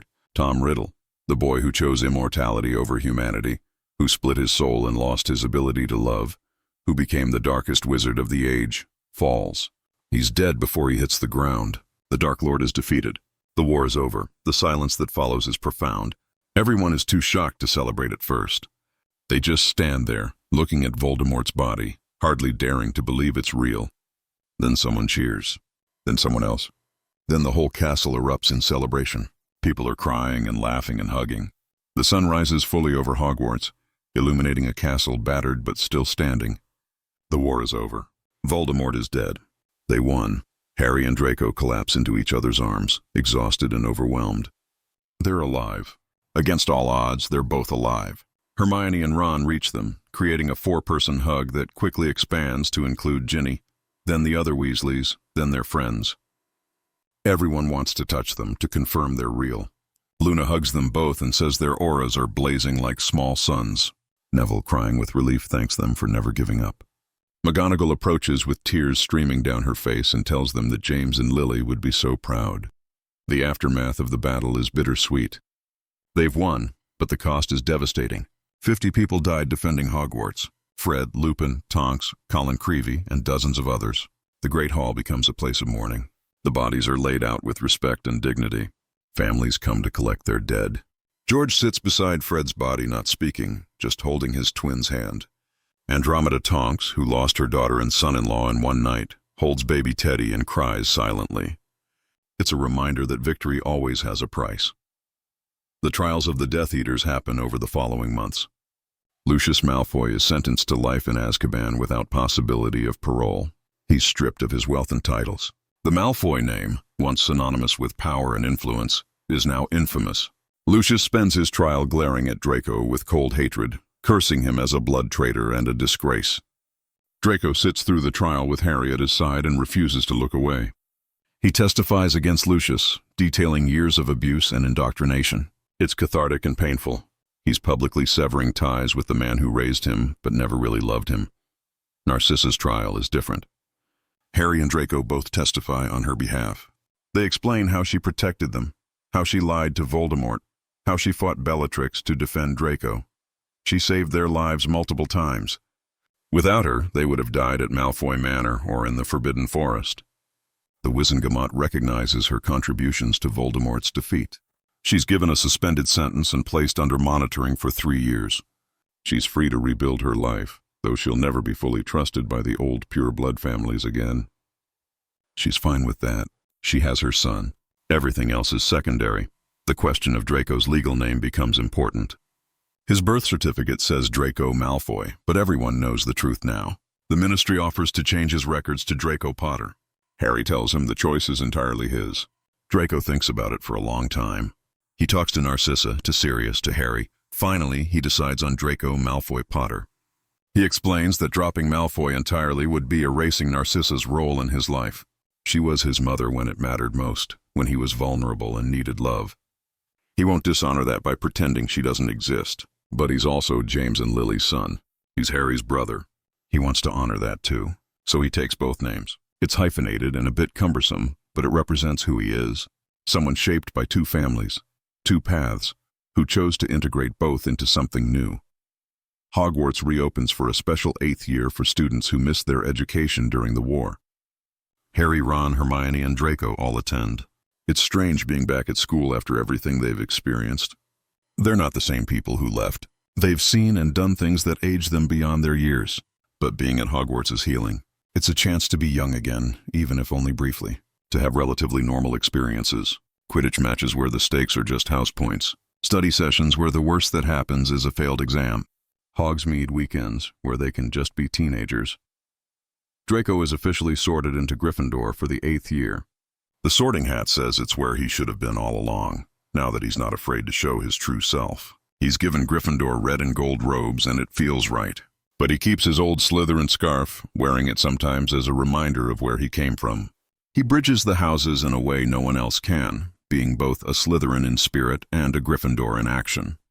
His presence helps heal some of the divisions that Voldemort's war created. Ron and Draco become genuine friends over the 8th year. They bond over Quidditch, over their mutual protectiveness of Harry and Hermione, over shared experiences in the war. Ron teaches Draco about Muggle things like comic books and rock music. Draco teaches Ron about pure blood history, the parts that aren't propaganda, and helps him understand the political landscape they'll need to navigate as adults. They develop an easy rapport built on respect and shared trauma. When Ron asks Hermione to marry him at the end of the year, he asks both Harry and Draco to be his best men. They accept, honored and touched. Hermione and Draco continue their intellectual partnership. They co-author a paper on blood status and magical inheritance that systematically dismantles every argument for pure blood supremacy with data and logic. The paper is published in several magical academic journals and becomes required reading at Hogwarts. They both pursue careers that involve changing the wizarding world. Hermione works in the Ministry, eventually heading the Department for the Regulation and Control of Magical Creatures. where she successfully campaigns for house elf rights and better treatment of non-human magical beings. Draco joins her department as a consultant, using his insider knowledge of pure-blood families to help reform discriminatory laws. They make a formidable team. Harry and Ginny's relationship resumes and deepens. They marry a few years after the war. Draco is Harry's best man. In his speech, Draco talks about how Harry taught him what it means to be brave, how Harry showed him that family isn't just about blood, that it's about who stands by you when things are darkest. He jokes that having Harry as a brother has been exhausting, what with all the life-threatening adventures, but he wouldn't trade it for anything. The wedding is a celebration, a declaration that life continues, that love survives even after war. The Weasleys and the Potters and the Order all dance and laugh together. It's joyful and healing. Draco meets Astoria Greengrass during the 8th year, and they begin a tentative relationship. Astoria comes from a pure-blood family, but never bought into supremacist ideology. She's kind and intelligent and sees Draco for who he is now, rather than who he was. She doesn't flinch from his past or judge him for his mistakes. She loves him, scars and all. They marry several years later in a quiet ceremony. Harry is Draco's best man. In his speech, Harry returns the favor, talking about brotherhood and second chances, about how Draco is the best man he knows despite, or perhaps because of, the journey he's taken. Their children grow up together, cousins who are as close as siblings. James Sirius Potter, Albus Severus Potter, and Lily Luna Potter. Scorpius Hyperion Malfoy Potter and his younger sister Lyra Narcissa Malfoy Potter. The 5 children are inseparable, spending summers together, causing mischief, learning about the war their parents survived without being defined by it. James Sirius and Scorpius are best friends from birth, the next generation of Potter brothers, though these ones don't need a war to bring them together. They grow up in a world that's better because of what Harry and Draco fought for, a world where blood status doesn't determine worth, where Muggleborns have equal rights, where house elves are free if they choose, where the darkness has been pushed back, if not eliminated entirely. When the children start at Hogwarts, Harry and Draco accompany them to King's Cross together. They stand on platform 9 3/4, watching their sons board the Hogwarts Express. Draco makes a joke about how they're doing a better job than their parents did, given that their kids at least get to grow up together. Harry laughs and says that's setting the bar pretty low, but yeah, they're doing all right. The train pulls away, carrying the next generation off to adventure. Harry and Draco stand together, arms around each other's shoulders, and watch until the train disappears around the bend. Years pass. They all grow older. Harry becomes an Auror, eventually heading the department. He revolutionizes Auror training, making it more ethical and effective.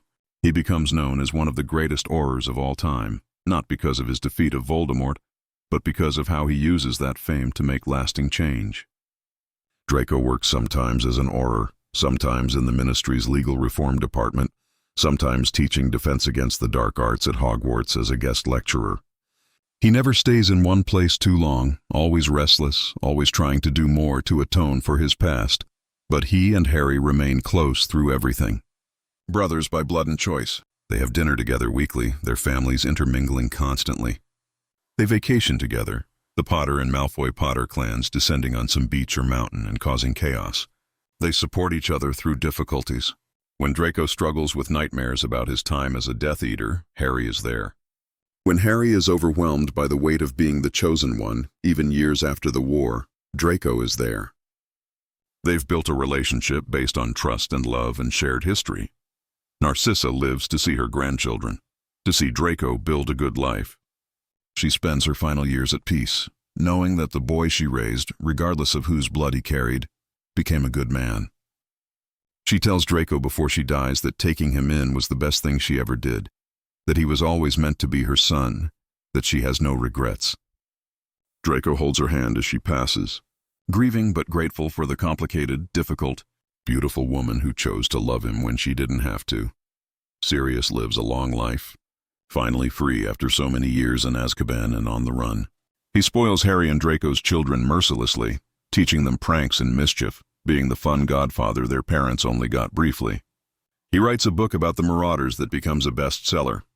He testifies at hearings about Azkaban reform, working to change the prison system that destroyed so many lives.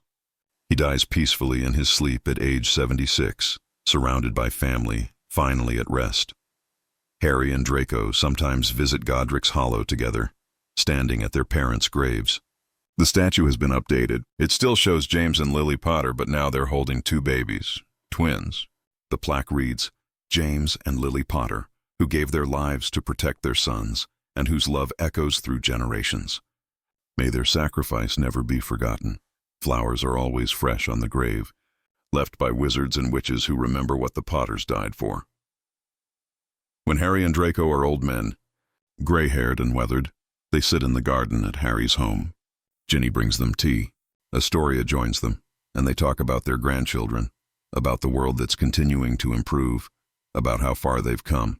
Draco says he still sometimes can't believe how things turned out, that the scared boy who fled Malfoy Manor became someone who helped save the wizarding world.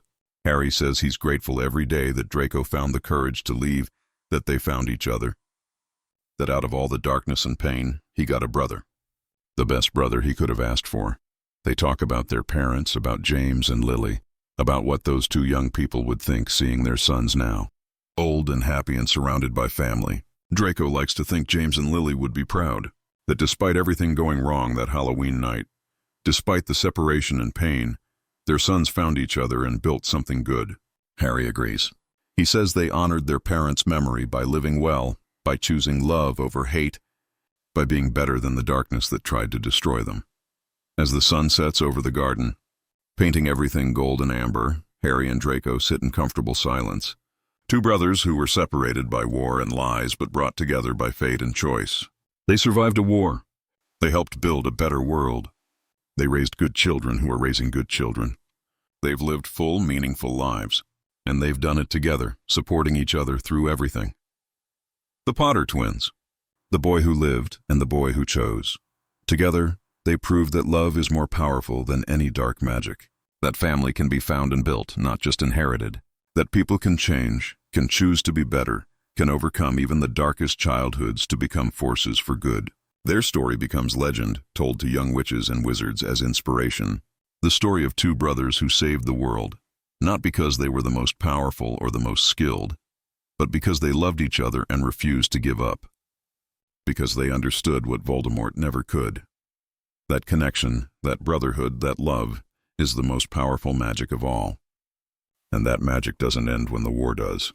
It continues through generations, growing stronger, creating ripples that change the world in ways both large and small. The Potters and Malfoy Potters, once enemies, now family. Proof that redemption is possible and that love always, always wins in the end.